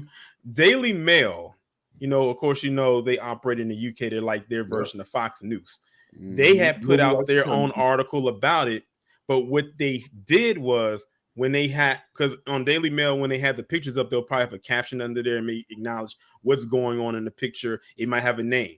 Well, under the picture that we've all seen of him holding Jordan Neely in a chokehold, and he's looking like giving that death stare into the camera as he's doing it, it had the name Penny underneath it. And it was like, wait a minute, Penny. And people was thinking caps like immediately went on and said, Penny, is that the guy's name? And then people literally went digging, and that's how they found out his name. And they got his full name. And then that's how his picture got out there. Because what ended up happening is once it got out there, if you looked at that article, Daily Mail did again, which they probably, I don't know if the article is still up, they ended up scrubbing that Penny name off the article. But by that time, it was already too late. People had already got it. And then his name floated everywhere. And that's how I got out there. And a couple of hours later, every news media outlet said the Jordan Neely's killer has been identified as Daniel Penny of West Islip, Staten Island, New York. Hey, Torin, I just looked it up. It's still there. Okay. So it is still there. So you can thank Daily Mail for their screw up, because that's how his name got out there. They weren't supposed to do it, but it got out there, and people like went and started digging, and they found it. And they found his picture, they found his name, they found the military stuff, they found out where he was from. Give them That's how they Peabody. found out how it's about his dad being in internal affairs. So so Daily Mail literally gave us the key that opened up the door, and now all of that stuff just kind of flooded right on out. Give him a Peabody Award. They scared of it tracing back to police. Oh yeah. No, we can't, because this is the son of a cop. This is how he think. He think he could just do what he wants. Like, you get what I'm saying? Come on. Which goes back to what a lot of us have been saying, that a lot of these outlets that was putting stuff out there before, such as, you know, his age and little stuff like that without saying his name, goes back to what we were saying was they knew his name all along. They just wasn't saying anything. Yeah, and Daily Mail by Daily Mail saying that lets us know they knew his name. That's crazy, because like this happened, of course, in New York. How is Daily Mail all over in the UK knew his name, but y'all allegedly don't know it here? Yes. So yeah. The Daily Mail slip up actually exposed the media. So I hope a lot of people harp on that. Yes, like, and this is why on that. This is why we need to support the new black media. And shout out to whoever did the chat, the money in the chat. We have to support the new black media, because again, we are the reason a lot of this stuff is getting exposed, and we, give you the news unapologetically. You feel what I'm saying? We don't have no hidden agendas. Our agenda is to expose them. Yeah, just like, for instance, and this is having nothing to do with this, but for instance, when that stuff was going down with Ed Buck, like when that stuff first started happening, it was I'm gonna toot my, I'll admit I'm gonna toot my own horn, and also shout out to Tariq. Me and Tariq were like the only two people that really broke that story about Ed Buck before mainstream media really got a hold of it and like really started to talk about it. Like when that first victim happened, like about this was pre-pandemic. This was pre-COVID. This is pre-2020. Me and Tariq were two of the first people to actually talk about that first victim that he had. And then I remember he had a second one in January that following year, and me and him got on it again. Like we was pretty much locked in with that story. And then right around that time, then that's when it started to get more steam. And then mainstream media, played Johnny Come Lately and came much later on. And then everyone else started to like get attached to it. And now people know who Ed Buck is. And that's, that whole Ed Buck thing, man, that is one of those things that if it wasn't for people like you and Tariq Nasheed, a lot of us would have not really known anything about No Cap. Because they gave him they gave him like the ultimate. Like, think about this old white guy. He's a huge part of the Democratic Party, and his victims were two black men. Like, that's a recipe for giving you the ultimate cover up. Like, this man has a lot of protection. He's out there in Hollywood. He has a lot of money, which means he has influence. And he almost had a third victim. But one of the people, I think it was some kind of field reporter, had stopped him from getting this black guy into his car. He was like, he's like, do you know who this guy is? He's like, do not get in his car. I will never forget that. He said, do not get in his car. And the way that they caught Ed Buck was he almost had another victim, but it was almost on like some Jeffrey Dahmer type ish where he was able to get away while he was still while he was still able to function. And then that's when they came to Ed Buck's house, all this paraphernalia. And then that's how they arrested him and got him. And that's why, of course, he's in jail now. That's crazy. So yeah, it looked like he was literally like he was almost like a Jeffrey Dahmer minus doing all the cutting up and dismemberment stuff. He was almost like that. He was the white collar. Yeah, the white collar version, the white collar version of him. White collar Dahmer. Yeah, white collar Dahmer. Oh man, that's Rolling got to go to hell. Rolling go to hell. Oh man, hey, let me see. Let me look at that. Look who he had on his platform. Roland Martin. Hey, yo, listen. I'm gonna tell y'all right now. You know how we be talking about how they using black people? Watch this. And I might be wrong, but I think that they're gonna use Brittany Griner, to bring in that pedophilia agenda, dog. We don't even listen to her, so that ain't gonna work. No, I know, but I'm just saying. I feel you. No, because she already talking that transgender playing in the. Oh yeah, when they playing with the women. That tells you she got broken. Yes, and that tells you that they got was already broken. Like, they had to tell her that. You get what I'm saying? Yo, we could have left you over there for 9 of them things. You feel me? When I was looking in the comment section of that video, there was a lot of people over there saying, "Send her back." Under the video, they were like, "Send her back." They're gonna try to use her to push all the weird agendas. Here, get out there. Get out there. She literally said in that interview that it was a crime to not allow trans to play in women's sports. I said, y'all got to really pay attention to that wording. She said it's a crime. They're going to latch onto the part of it being a crime. That way they can throw some legislation to make it a law to break if you do not allow them to play because it's a crime. And they're going to use her words and her as a vessel to possibly do it. I said a lot of people did not catch that. I said I caught that when she said it's a crime, and it's not a crime, but in her mind it is. And a lot of people who want to push that, they feel that it is a crime. I forgot. It was I forgot who it was. It was on Rizza Islam's Instagram page. He had played a video of this white trans person who looks like they're still going through the transition. Look like they got stuck in it too. Who was literally calling to commit violence against other women if they did not allow him to use the women's restroom. He literally was trying to galvanize other trans people to literally beat up actual natural born women if they stop them from using the restroom. Like, that's how deep it is for them.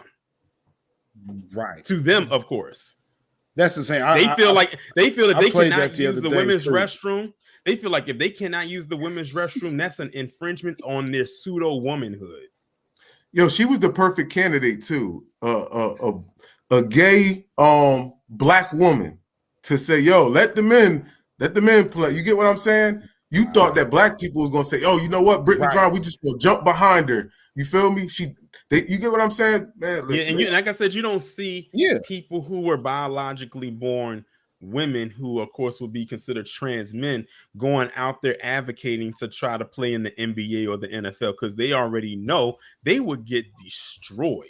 Yep. So they already know. I said, but my issue with them is whenever they get pregnant and they try to say men can get pregnant, then that's when I gotta step in and say something. I said, no, men cannot get pregnant. You were biologically born a woman. You are a woman who got pregnant. Remind me of that story I did a couple years ago where it was this couple. One was a trans man and one was a biological man, and the biological man got the trans man pregnant. And when they went in the hospital, when they gave birth, the nurses said, congratulations, on you being a new mother. And they got upset and saying, no, I'm a father. And it was like, no, you're a mother.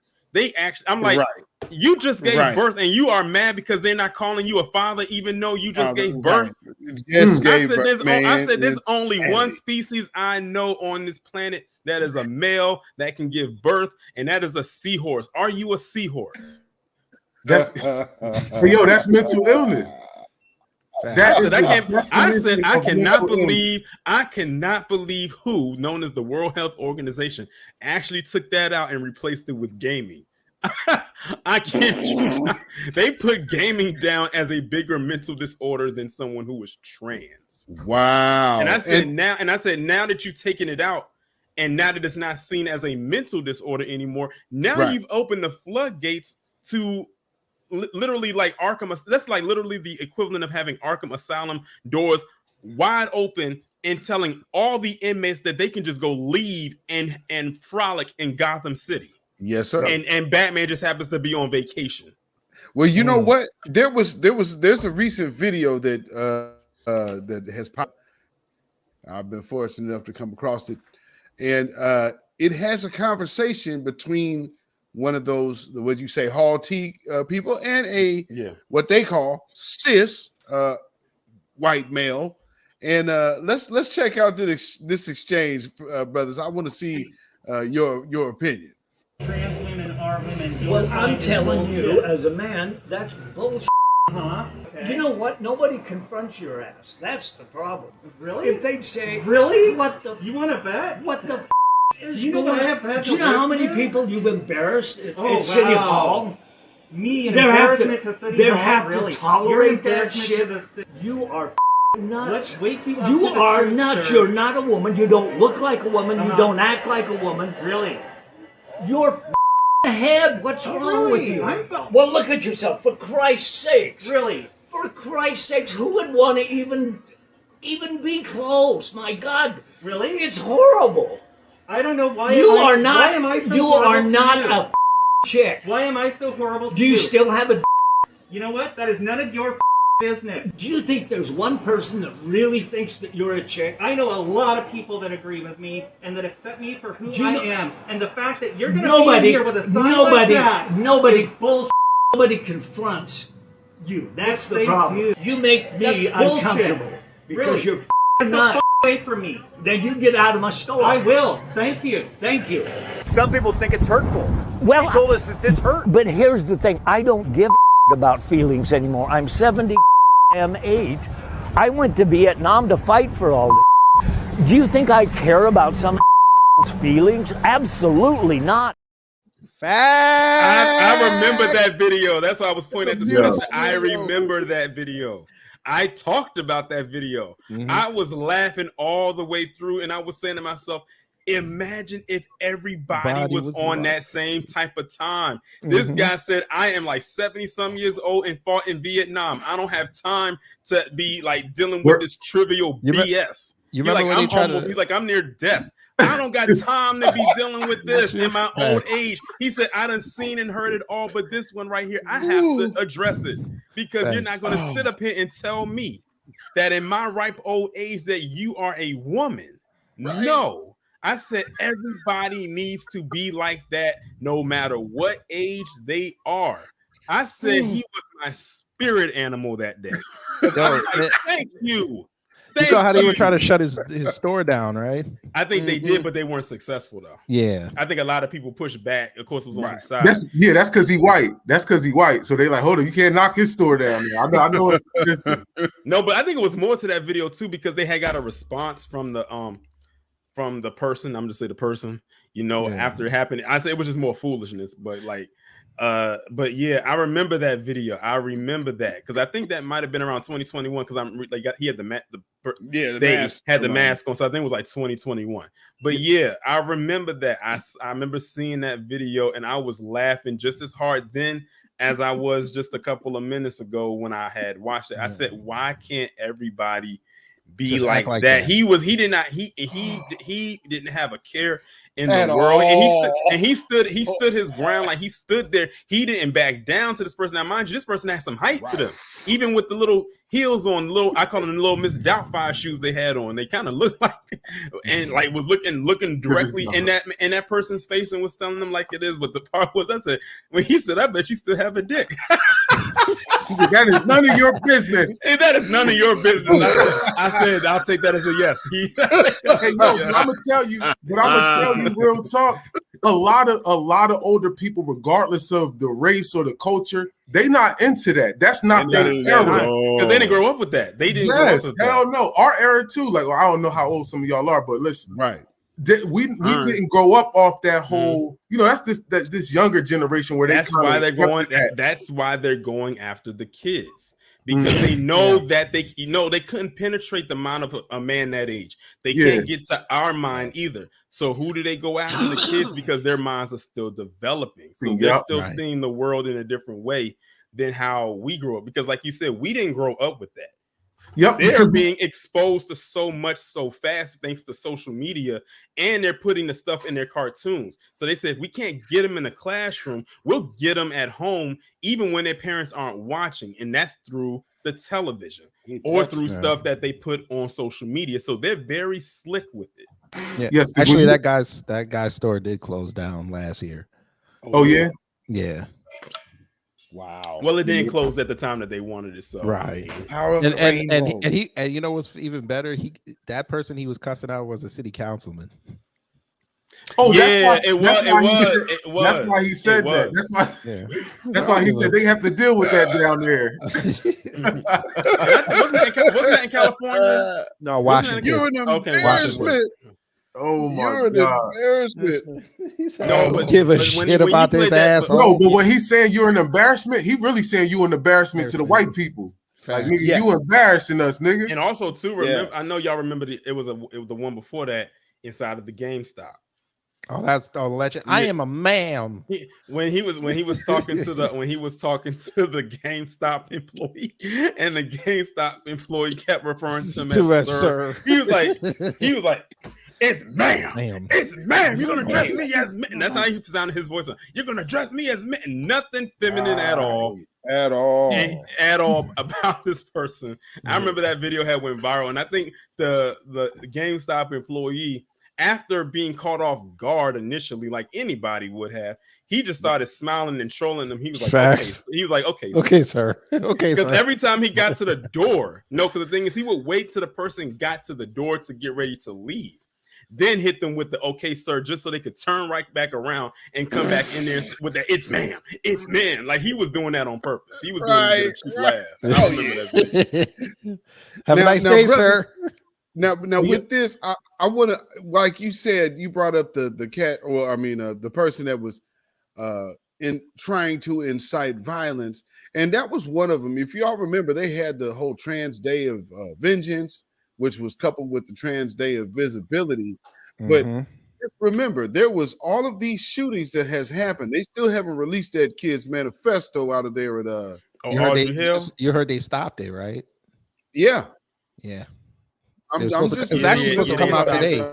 They stopped it from being. They blocked it from being released. So now we'll never know what their motive was as to why they don't like us. Right. They don't like. Now us. here's another thing that I think of, because we understand they have a big bug in their ass about Black women. So when I see stuff like this, it's because it's us, the Black men and Black women, that are saying we ain't going with that whole cis thing. Y'all aren't gonna label us anything. And I just can't help but think that this is toward Black women. Check this out, y'all. If you back a wild animal into a corner, they're going to become a dangerous animal. So if you want to die on that hill of yours of righteousness and moral majority, then you go right ahead. I dare you to try and stop me from going into a women's bathroom. It will be the last mistake you ever make. I dare you to try and stop a transgender woman in my presence from using the bathroom. It will be the last mistake you ever make. This is a call to action and a call to arms to everybody within the United States that are scared, worried, have children that are transgender, lesbian, bi, or gay. This is a call to action. You need to arm up. Plain and simple. Go out, buy a gun. Learn how to use it efficiently, through and through. Because the time to act is now. You need to protect yourself, and you need to protect your fellow transgender brothers and sisters and theys and thems. You need to protect the rest of us in the LGBT community, as I'm going to do myself. Because there are lots of people like me who are not afraid to die. I love my girlfriends to death, but I would rather die for them to secure their safety, freedom, and future than to live and not have anything done. So you go ahead. You protect your kids. Power tools. Did you peep that at the end when he did the air quote on "you protect your kids"? Like that was like a huge dog whistle just in that last statement alone. But that was the video. But that was the video I was talking about where they were saying they would threaten violence against women for not allowing them to go into the women's restroom. Like this is where it started with. I always tell people I always believe in domino effects. When Obama signed that law for same-sex marriage back in 2015, I said, if y'all think that that's going to be the beginning and the end, you are sadly mistaken. Because that was very minor. That was a very micro for the macro. We are in what I believe the beginning stages of the macro. I don't even think we've seen it where I don't think we've seen how much higher it can go than this. Oh no, listen, they taking them trans are taking over. Watch this in prison, and I believe it was Beatzilla. When was this? 2019 when they did that marriage when the boys got married. Yes, sir. So check this out. That was the first marriage ever in prison in history. They got a tranny and a white boy. They was both white though, but they got married. And what was the name of the prison we was in? We were out in CRCI. Columbia River. They got married, and I put up a fit because they made us go inside. We had to get out the yard. The police, a guard, walked this dude down the aisle, walked son down the aisle, this like, Yes. And watch this. A lot of the COs, right? Because I used to complain a lot. I'm like, y'all letting this dude just do whatever he want. He just come down here, bump his hair, be curling his hair. We ain't allowed to do none of that. If I walk over there and try to shake myself up by myself, get it, lock in, do this, do that. So a lot of the police be like, you know what? I'm leaving that alone. I'll be like, I don't feel comfortable. The toilet, say you sitting down on the toilet, the door right here. Tranny dude, gay people walking. I'm like, I don't feel comfortable. Like the tranny they be like, come on, man. Can you leave that alone? They be want you because they don't want the problems. Because the trannies know they got the power. We suing. We suing. Right. Yes. You get what I'm saying? So they know they got power. That's why they move like that and talk like that. Yeah, and I was looking at the comment section. Like I said, when I saw this video initially on Rizza Islam's Instagram page, because I wanted to see the response from the women. And a lot of the Rizza Islam is going to have it's going to be a lot of black people. So it was mainly black women that was commenting under it. And there was a lot of black women that was saying, bring it. Don't, because guess what? We armed up too. We go to the range and we train. So don't think that just because you saying to arm up that we're not already prepared. And this also reminds me of the video that I did following what happened with Audrey Hale when you had that black trans person getting on there saying almost the same exact thing as this person was saying, but of course it wasn't about a restroom. It was about what happened, with that person. Yes. And saying that with that little makeshift scepter they had in their hand, talking about, they were like, stand up and fight. Stand up and fight. Hold on. I got to do the hair moment. Stand up and fight. They kept doing this. Stand up and fight. And it was like, they kept doing. I'm like, why you keep flipping your wig? The hair is not even in your face. It was like right up in here. You make it like your hair's like all up in here. It was like right here. They kept doing Yo, this. that's funny that you saying that because the tranny that got married used to do that shit all the time. Like, Yeah, they love I used to be like, yo, flipping in the wig. Yeah, I'm like, bro, girls don't even do that. I said, yo, look at the women walking around. They don't even do that shit that much. You just sit your goofy ass down, man. That's one thing we definitely saw being in that place, because that was one of the reasons they shipped me out too. Yeah, because I wrote it up because they let the boy went home. They let the boy come up to our unit because I was on the same unit as the tranny. You let him come upstairs, give him a hug and a kiss. All this is illegal in jail. Yes, you can't hug, you can't touch, you can't kiss. Definitely no sexual stuff. No. So I was like writing it up. They like, yo, bro, come on. They have called me down. Yo, leave it. Can you leave this alone? Nah, fam. No, bro. Rules is rules. You feel me? They want to be treated equal. You gonna treat them like me. I don't know why when you said unit, I thought you said eunuch, and I said, well, that's an interesting way of putting it. Not a unit. No, not the eunuch, dude. Oh, Wasn't none of them there. Nah. Yeah, that's one of the craziest things you walk into, man. That's my first day off up in that joint, man. I was like, what the hell am I looking at?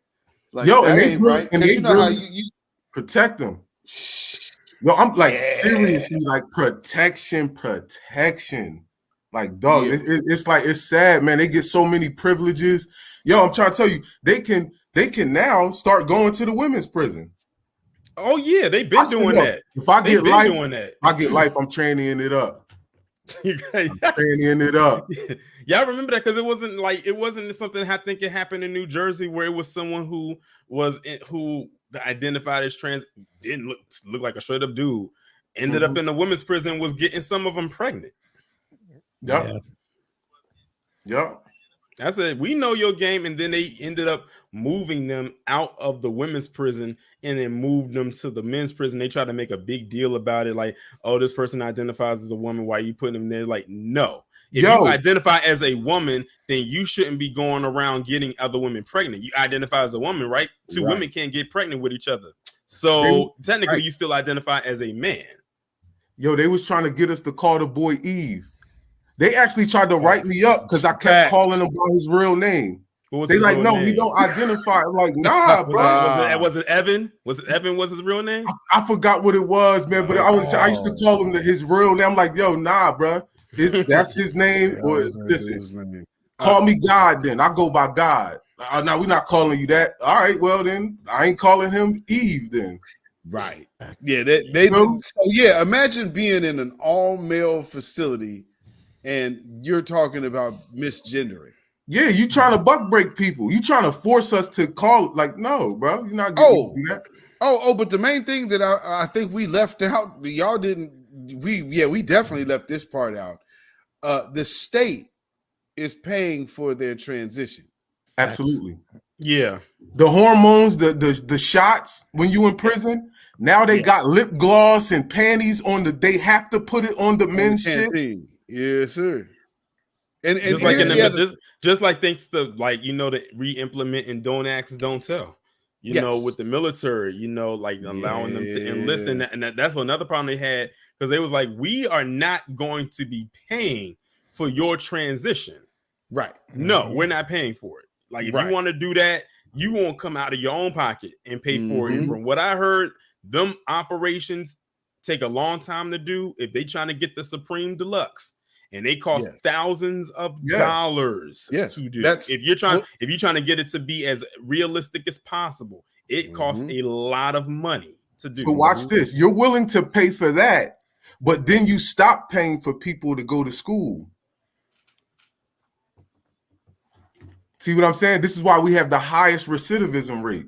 Because you worried about transgender stuff and sex and hormone pills. You get what I'm saying? Over somebody trying to get a skill to go back out in society and be a productive person. Facts. Oh yeah, I seen the interview with the Mexican cat that can't speak English, or I don't know if he's Mexican. He's South American of some sort. the Vasquez dude who filmed that video of Jordan Neely. Mm-hmm. I didn't know somebody was gonna die. What? You live in New York? Yeah, like what? See this?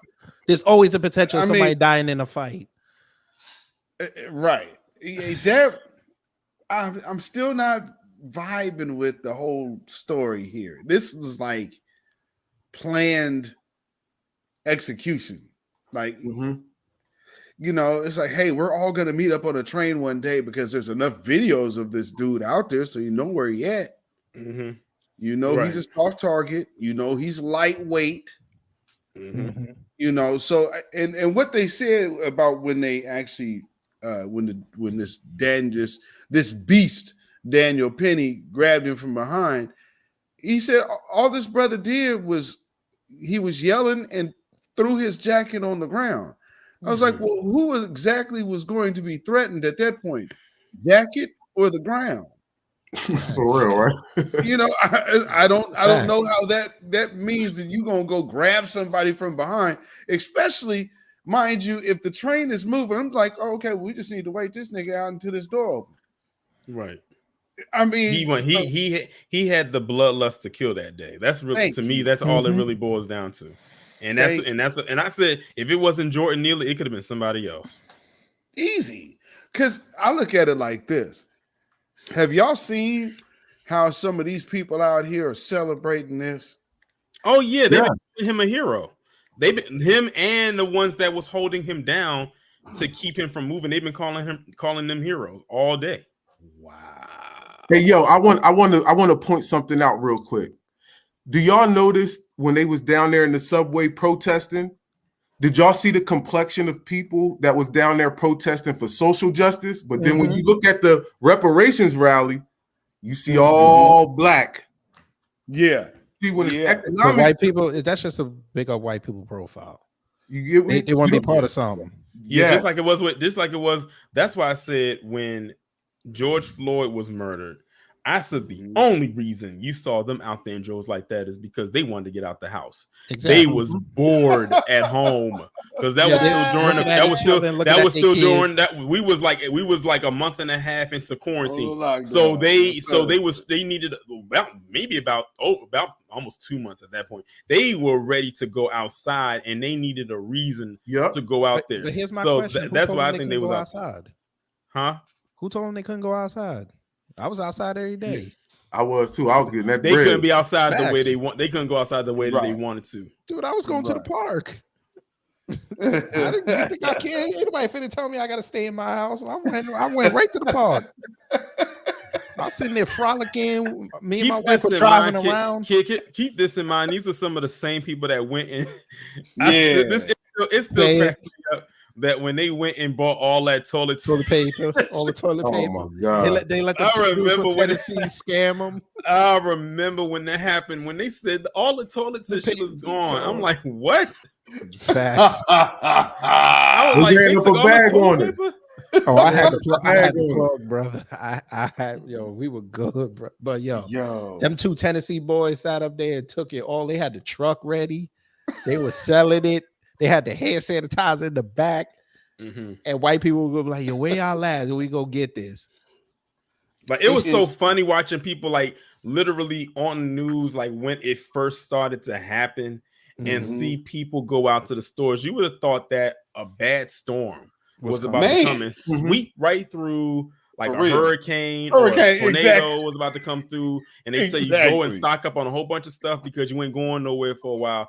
And all they kept talking about was there is no more toilet paper of any brand, whether it's the good brand or the great value brand or the low brand. None of it is none. You're not finding any of it because they like when they heard that they was like, look, we gonna be inside for a while. Right. And it was so funny watching all these women because it's mainly women going to get it. Like literally stocking up on all this toilet paper. Some of them was like ripping it out of the packaging and taking individual rolls. Like it was a big deal. Facts for them at the time. I can imagine what a Costco or a BJ's was looking like because they got the stuff. I could tell you, I had a BJ's right down from where I lived. I went up in there. Now they had some, but they had like the shitty Kirkland brand, but whatever. So I bought that. I said, let me get some soap, bro. All the soap was there. I was like, y'all not gonna buy no soap? No, they're not gonna wash up. They just You're not gonna buy no soap, right? Right. You're not gonna buy no soap. Yeah, now that you mentioned that, like, it was a lot. Now that you mentioned wow. that, I remember that it was a lot of soap that Soap. was still on Soap, the vitamins in the aisles. Yes, sir. Soap, vitamins, and what was the other thing? You couldn't find no bleach. No, Couldn't find no bleach. Yeah, bleach was hard to find. Mm-hmm. But they had laundry detergent all over the place. Side note, this is why black people, again, I was trying to start a toilet paper company. Toilet paper making machine isn't even that much, but we need to start selling essential items. Items. Yeah. You feel me? Instead of clothing line. I remember when I told somebody when I was locked up, I was trying to buy a toilet paper making machine. And they was like, what? This old white man walked by. He was like, yo, that's a good idea because toilet paper is a one-time use. They have to come back. You feel me? I could buy your clothes, but you know, that's a whole nother topic. Hey, no, we went with the Freedom Papers. We hit them up. It took us a minute to get our stuff, but when it got there, it's like, okay, right on. They hooked us up. Did y'all remember when they were trying to sell the washable ones, the washable toilet paper? Get out. Dead ass. Washable toilet paper. Just give me some wipes. Washable toilet paper. I swear to God. Oh. And then when you couldn't get stuff in the store, that's when up. people went to Amazon. When they couldn't get the stuff in the store, they went to Amazon, and Amazon was like literally so backed up. Like Amazon, everything. No, he caked up during the pandemic. Man, he's making like $100 million a month or some crazy. He was probably so happy because he was coming off of the cusp of that divorce settlement with his ex-wife, who left with a lot of money. So he was like, I'm scared about what's going on, but at the same time, I'm about to recoup all that money I lost in this. Look at Pizza in the face. And some. You thought I was kidding. It's a reusable toilet paper. This the name. Oh nah. Reusable. I just saw that. No, reusable. Reusable. So you wipe your ass and and wash it. Wipe your ass and wash it. I swear to God. Now, what palm-colored person came up with that? Zero waste. Let's find Because out. I know a black person would never do something like that. Are you serious? No, ain't no black person going. Nigga, I'm not even reusing my shitty drawers, let alone some toilet paper. That's literally a handkerchief for your ass. Facts. Right. Oh my God. They crazy. I thought I was kidding. I wish I could put the link in there so people could go look at it. Bezo, you gotta send that to people. Reusable toilet y'all, paper. I told y'all, man, they out there. This is what the elites want us to be doing.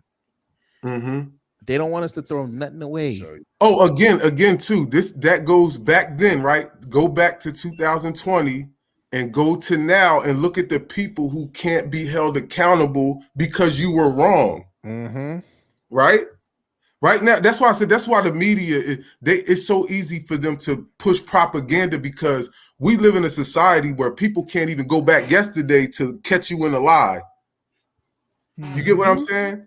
Mm-hmm. Your average person, they forget the moment something happens. It's like, yo, y'all was just out here pushing this one situation. Now all of a sudden it's just over. Reusable toilet paper. I done heard it all. Come on, bro. Come on, bro. 24 toilet paper towels made from 100% cotton flannel. Well, I guess highly absorbent, soft and durable, huh? My thing is this. Absorb it. It just dawned on me like what's up? It just don't like these are reusable toilet papers. So my thing is, after you use it, do you immediately wash it? Because I know you are not throwing this into your hamper. No, with your other clothes. That's when you get the sack. That's when you get the separate sack, brother. Yeah, you gotta get the separate sack, brother. Look at his face.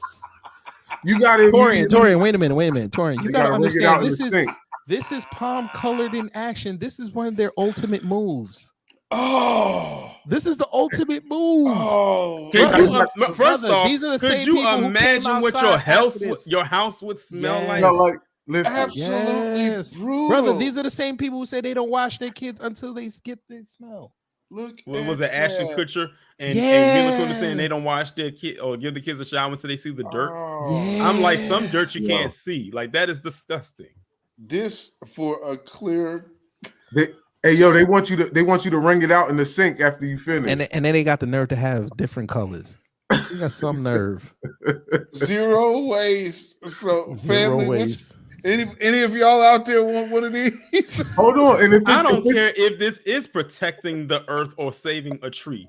I'm still getting the regular toilet tissue. But wait, you can also use this in the kitchen. No, I saw a picture where one of them was wiping something like some water or They were something wiping like up that. some dirt, and then you could wipe your sink head, your faucet head. And you know the Peckerwoods, they really going to use it in the bathroom and then use it on your bowl and then try to clean your bowl for you. Do you remember years ago when? Do you remember years ago when Bounty came out with them rinse and reuse paper towels? Yeah. I didn't have those. They still do it though. No, you get one use. I know for us it's one use, but actually there's when they came out with them rinse and reuse, I was like, even as a kid when they first came out with those, I'm like, who would buy that? Like white people. Yeah, which is why they had them advertise it, because no black person was going around wiping up stuff with a paper towel, washing or wringing it out under the faucet, wringing it out, and then using it again and then throwing it away. Right. And then what did they do? They made I'm the like, sheets half, cross they made it half the contamination length is a now. thing. Like, do we or do we not know this? Listen, if it's a one-time use, why they need 24 of them Jones? Man, look Give at them like that. 5. You can put it all over the house. This is insane. There was a picture I saw where they had it on the roll, like they actually had it on the toilet roll. Hey, yo, It comes with a roll. Do you like individually give it to people in the house? Like, this is yours. You get No, the you pink take. one and the That's red what you one. do. You put 4. You put 10 in the bathroom. You put a couple in the kitchen. You put some in y'all's bathroom, some in the kids' bathroom, and then you still got 2 left over. You can use one for the car, and then use another one to do the windows. But then here's the thing. Here's the thing. there You it got to go. monogram it so you don't confuse it. See what I'm saying? Y'all see that? So there it is. Dry and store in Wet bag not dedicated included. wet bag or hamper after use. Wet Yeah, bag. wet bag not included. You got to buy the wet bag. The So wet until, you bag. get, so until you get the wet bag, you just gotta put it in the hamper with your clothes. No, it wouldn't even. I put it right in a grocery bag. Man, Oh my Lord. You got to give white people credit, boy. They come up with anything. Reusable toilet paper. Y'all they thought got I was kidding when I said And they got it. the big ones. They've Yeah. had so if you need the extra big ones, Why they gonna come out with a Bezilla. flavored kind? They're gonna come out with a flavored It kind. says it pairs great with a bidet. We Yeah. know. I bet it pairs best with a bidet because without it, you literally are wiping your bare ass. right? Yo, but Bezilla, they got reusable paper towels too, brother. Reusable. Oh wow, toilet paper and reusable bidet towels. Mm-hmm. Oh man, I've seen. You it could get all. a whole set for $92. But first off, speaking of, have any of y'all ever used the bidet before? No, I don't even know. I what a still don't bidet get is. it. No. It's like a No. little. It's like a little. It's a thing. It's a butt cleaner, I guess you can say. Yeah. Yeah. No, I definitely never used one of those. Y'all's obsidian said you ain't rich if you ain't got one. You'll find a lot of rich people have those. My butt cleaner is in the shower. Yeah, man, for sure. I've been in hotel rooms with one, but I've never been compelled. I'll give you an example. Have any of y'all? Hold on. I'm gonna use this one. Whenever I talk about the bidet, I always use this movie as a reference. Have any of y'all seen the movie Baps? Yes. Yes. Remember the part when they went into the bathroom and they was like, "What is this?" They was like, and Halle Berry's character was like, "Well, you know, rich folks, they always got to feel like they got a choice in everything that they do. So this toilet is for number 1, and this one is for number 2. And she says, "How do you flush number 1?" She said, "It's easy. You just pull these handles, and when the water sprayed up, that was the bidet." because that's Oh, how it 'cause it does. sprays in It sprays up and cleans that area. Like, yeah, that's what a bidet is. Yeah. And when she sat on it and Right. tried to stop it, that's why she reacted that way, because she had it on the super. So that thing was like shooting up like hard. Yeah. Did you know That's they made what a a stage bidet play of is. that? Huh? Did you know they made a So they stage made, play they of made that? it for 2 reasons. They made a what? A stage play I of think Babs. so. I didn't know for what. For Babs. Why did they make a stage You should play have for water that? fountain for your booty. That's basically what it is. A water fountain for your booty. I think what it was the is. guy that There we wrote go, the she movie. I crazy. think it was the guy that wrote the actual movie. He turned it into a stage play, and he used a couple Nigerians. Wow. Oh yeah. Yeah. Mm-hmm. Wow. So it was like, what? I'm gonna leave that one. I learned something new today. I didn't know they had reusable toilet tissue. I mean, that is like a they used new to say one back to in the like the believe. kids used to say back in the day. What will the world think of next? Fact. So let me ask you, brother here. Seeing that new black media has had to set the tone for truth, unlike other times before. Like I've been listening, going back to like old interviews, debates, and lectures of some of our greats, and so I've been checking out some of like Dr. Khalid Muhammad's interviews with people and how they would debate. I was listening to a Muhammad Ali one the other day as well. The way that the media was always, because they controlled how black people, or even all of the world or America, seen black leaders speaking, and they would always try to curtail the conversation. And if a person was making a point, then they jump away from that to just go to some other bullshit. How do y'all see the importance of and the effectiveness of us being able to say what we need to say unimpeded? I'll let one of y'all go first. I would say that we've gotten better when it comes to our research, as far as like our history goes. And they bank on us being ignorant to a lot of things. That's why they say things in a certain way, such as, and I'm bringing them up and I'm glad I'm glad Kid Gravity is on here, because he had to go in on him today, and that's Matt Walsh. Mm-hmm. Like, you have people like him that speak in a tone like they know everything, and know, especially when it comes to us, and it's coming off, very condescending. If you didn't know your own history, you would believe and hang off a lot of the stuff that Matt Walsh would say. I say, why do you think that a lot of people try to be having a lot of other black people who may not be too aware of their own history look into people like Thomas Sowell? It was a YouTuber. It's a YouTuber who goes by the name of Mad Black TV, who did a video. And I know you know about him, kid, because I saw you had left a comment under this particular video, where it's a lot of black YouTubers who do reaction videos to stuff that Thomas Sowell be saying, especially when it comes to slavery, and like none of the stuff he says is true. And I know where those requests come from. And I look at the view count and I see those views are very high for anything pertaining around him, because they always try to push him out there for public consumption, because they feel like he's somehow a top scholar for us when he's really not. But that's the type of black people or black person they all want us all to be, which goes back to what Beatzilla was saying. When you had people like Khalid Muhammad, he was checking them back in the day. There was nothing that they could throw at him that he could not knock down. And that's why they did not like him. And a lot of times they would only have him on there for entertainment purposes, because they knew he brought in some ratings whenever he would come on, whether they liked him or not, because he was checking the people. He was checking the guests. He was checking the people in the audience. Like, this man was like a non-stop ongoing machine. Like, they could not stop him for anything, and they hated that. Same thing with, people like Shahrazad Ali, whenever they would bring her on, like you said, Muhammad Ali was another one. because they feel like you should only be stuck in the one particular lane. That's why, you know, I guess you can use what Laura Ingraham said when it came to LeBron James and saying that he needs to just shut up and dribble. He ended up taking that slogan and marketed it for himself and ended up making some money off of that.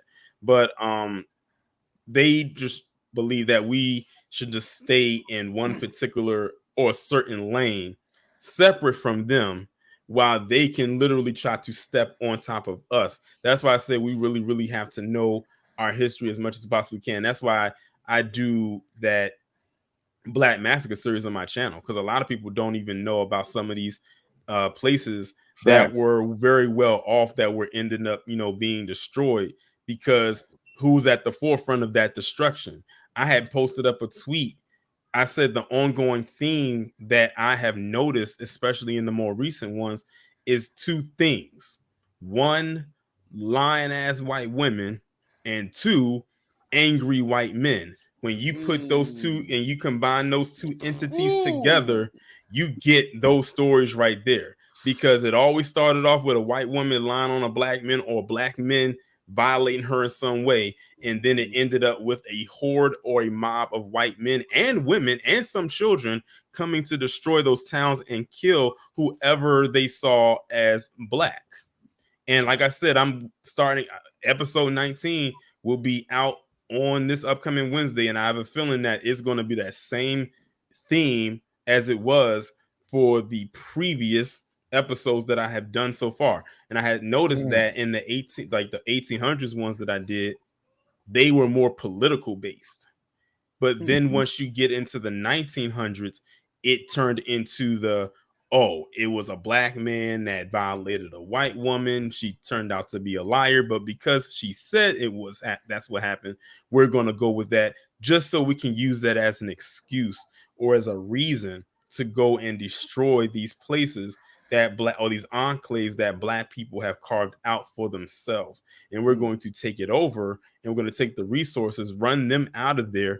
And then if they want to come back, they have to come through us to move back into a place that they already established, that we now control. And when you think about all of that stuff and back then, and how it's starting to get built up, because the current one I just did was in 1917. So now we're getting ready to head into the 1920s, and we already know what happened in 21 and 23. But like I said, a lot of people didn't know what happened before then, and the ones that happened after. So it's almost like going through a time tunnel.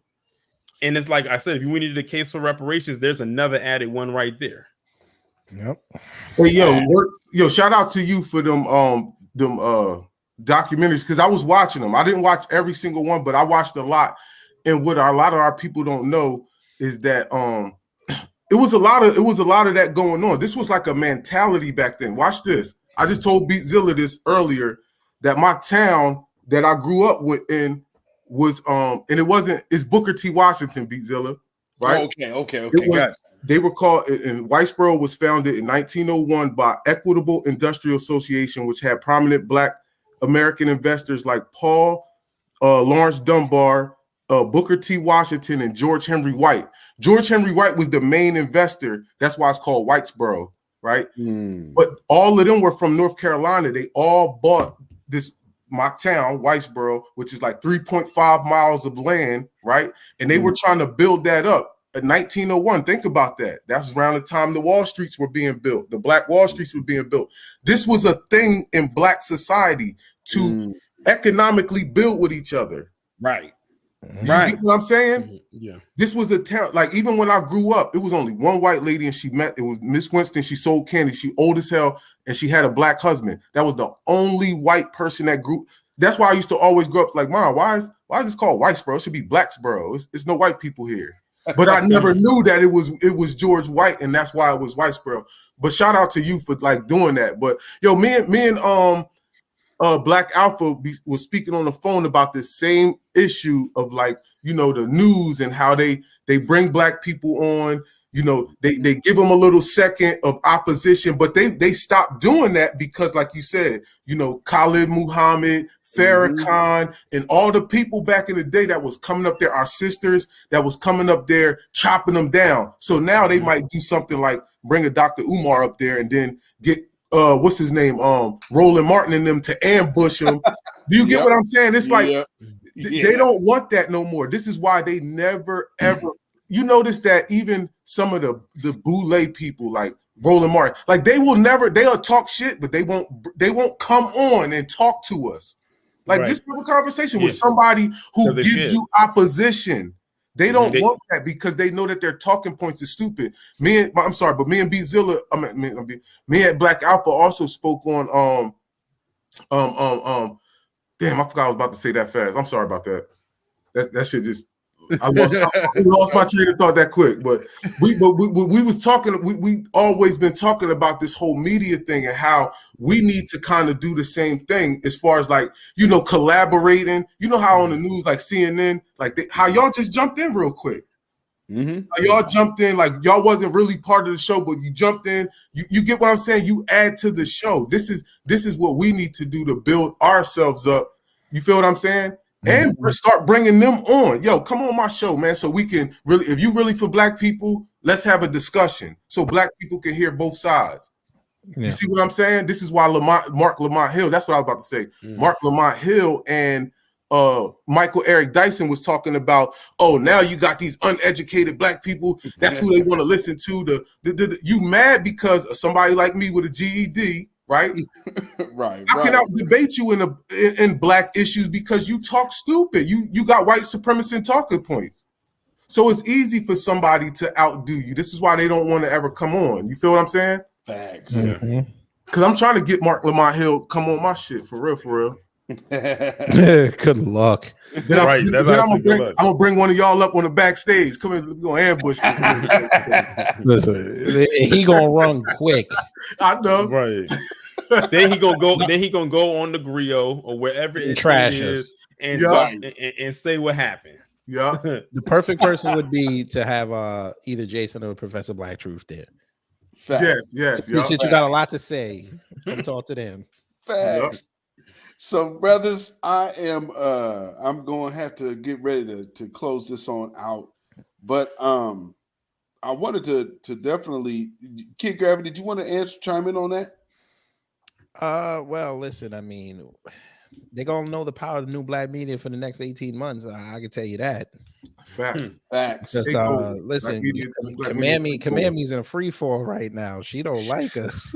She don't like us because we saw last week Biden said, yeah, I'm gonna run again, and all the Black women were happy, and we were like, you do realize this chick has done nothing in 2 years. Y'all want to hit your wagons. Do y'all realize, and shout out to TD Hip Hop for this, do y'all realize if you hit your wagon to this woman and they get back in, y'all along with us Black men are gonna get blamed for everything that happens from 24 all the way to 27. Y'all are actually gonna hurt your reparations argument if y'all do not get them out of there, because they already told you we're not gonna do it. Exactly. So yeah, you got about 18 months to wake up before it's too late, because y'all are having this man at 77% approval with Black folks. Everybody else hate this man.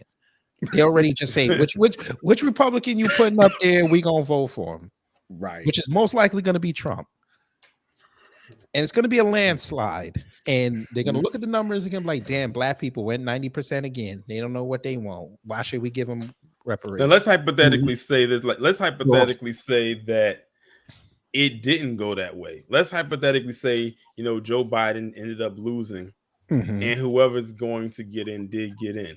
What do you think the landscape is going to be for? We're going to be more divided. We're going to be way more divided. What? Let me tell you something. Okay, this is how I see it happening. Trump going to win in a landslide. Yep.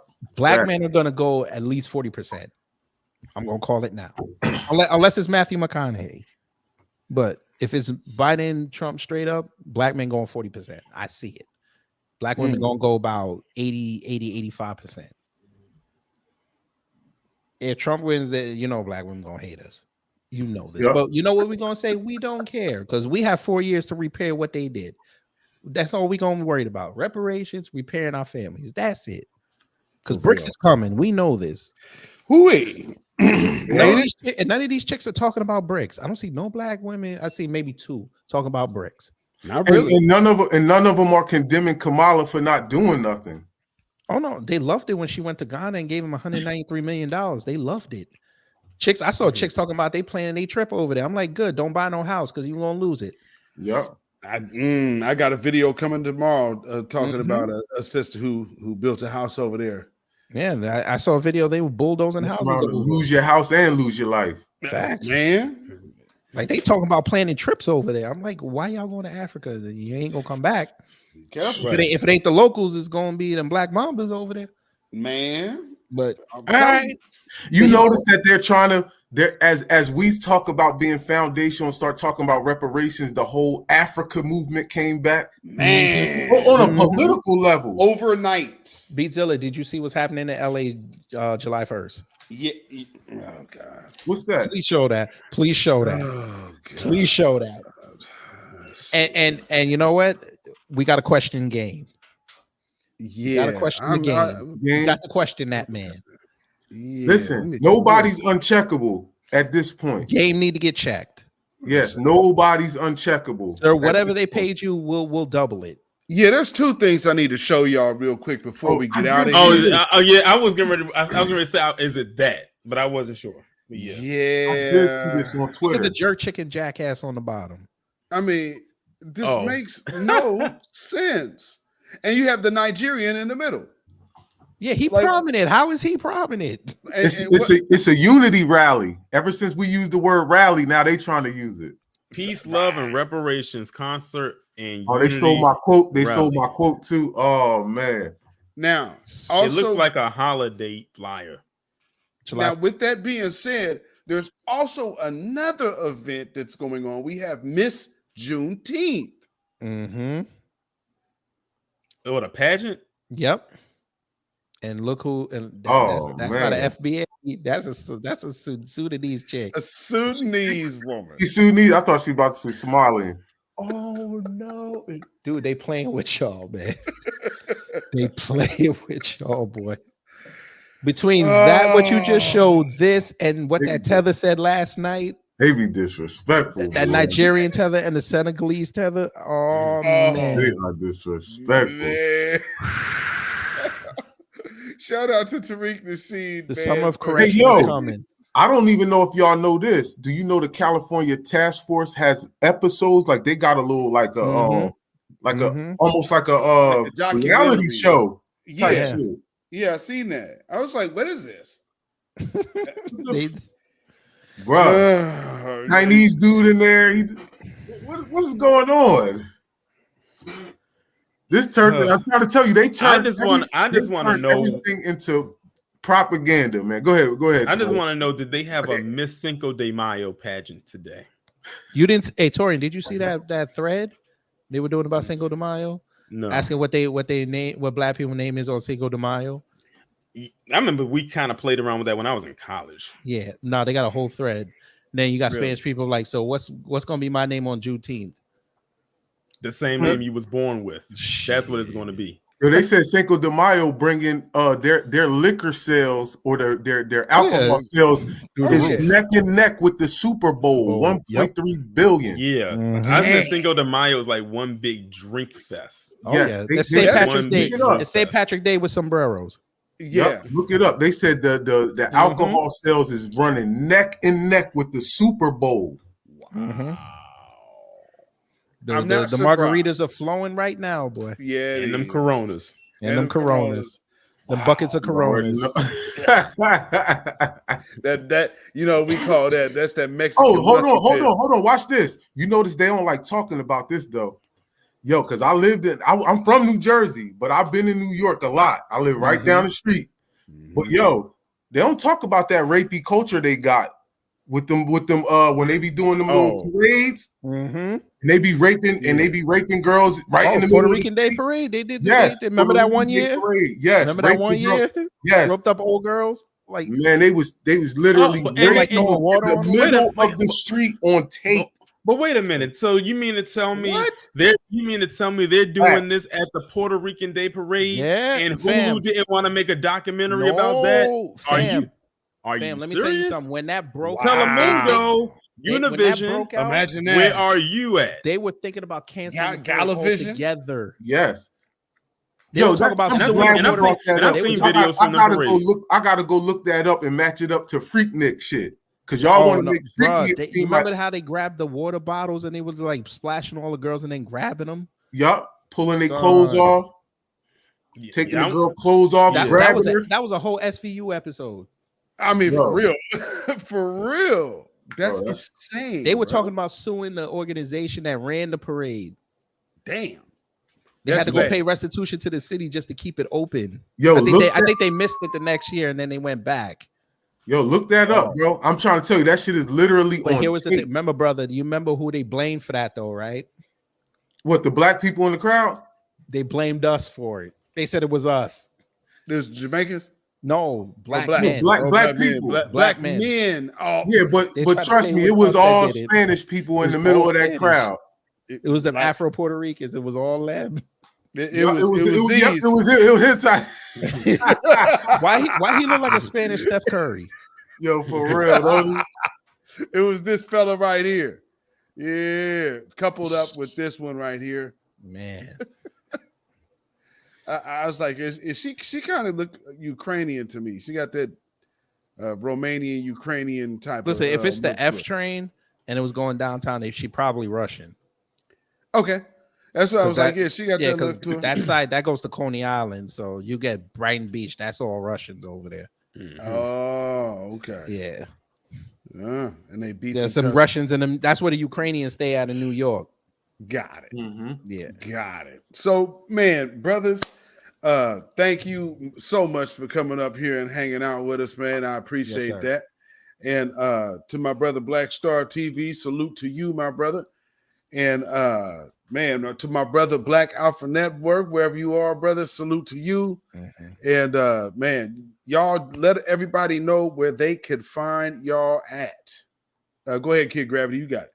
Well, my eyes are going, but y'all can find me on Kid Gravity Beyond.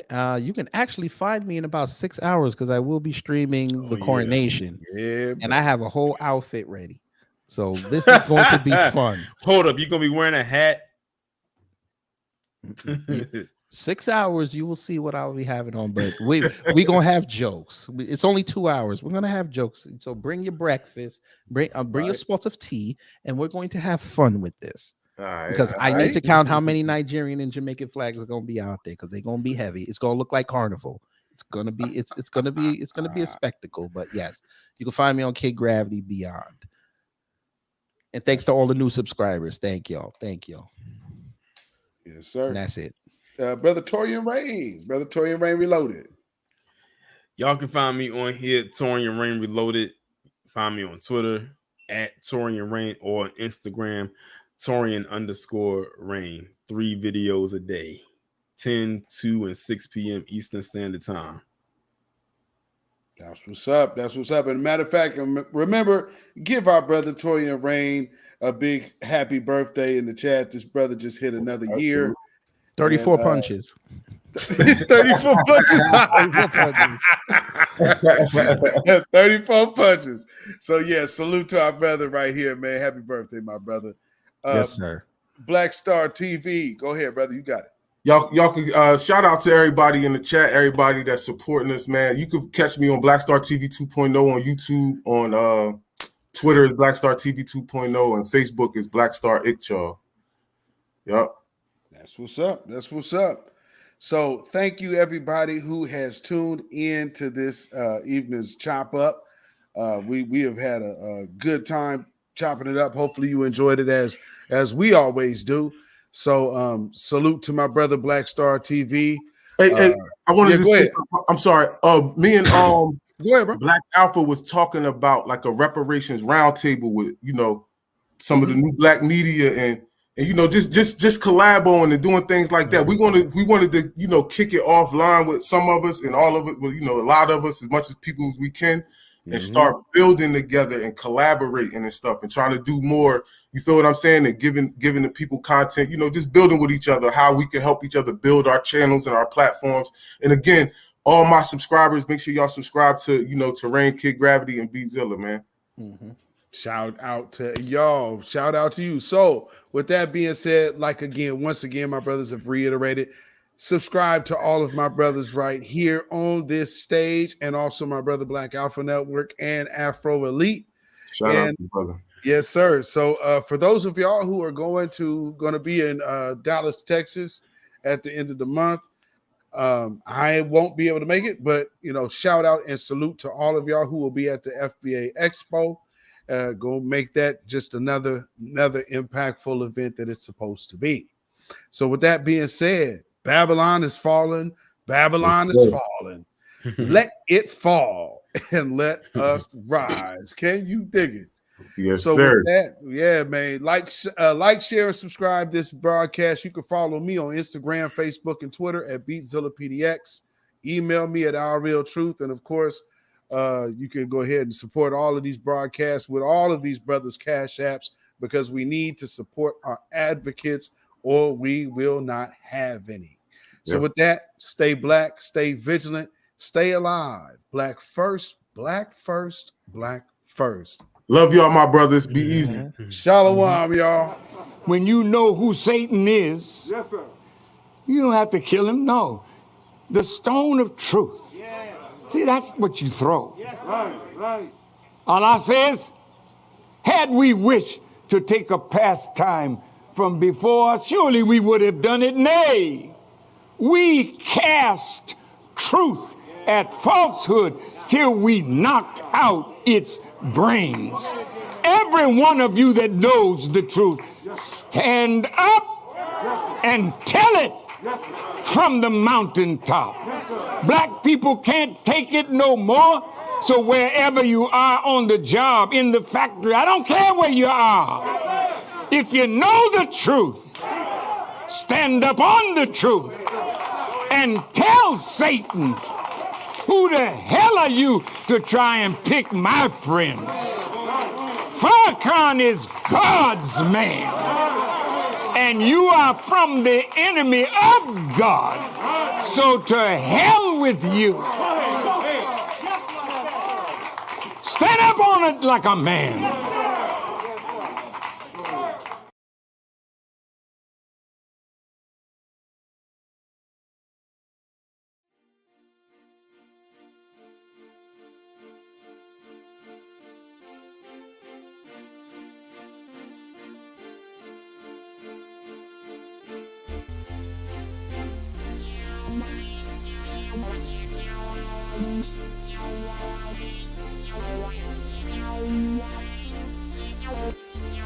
Thank you.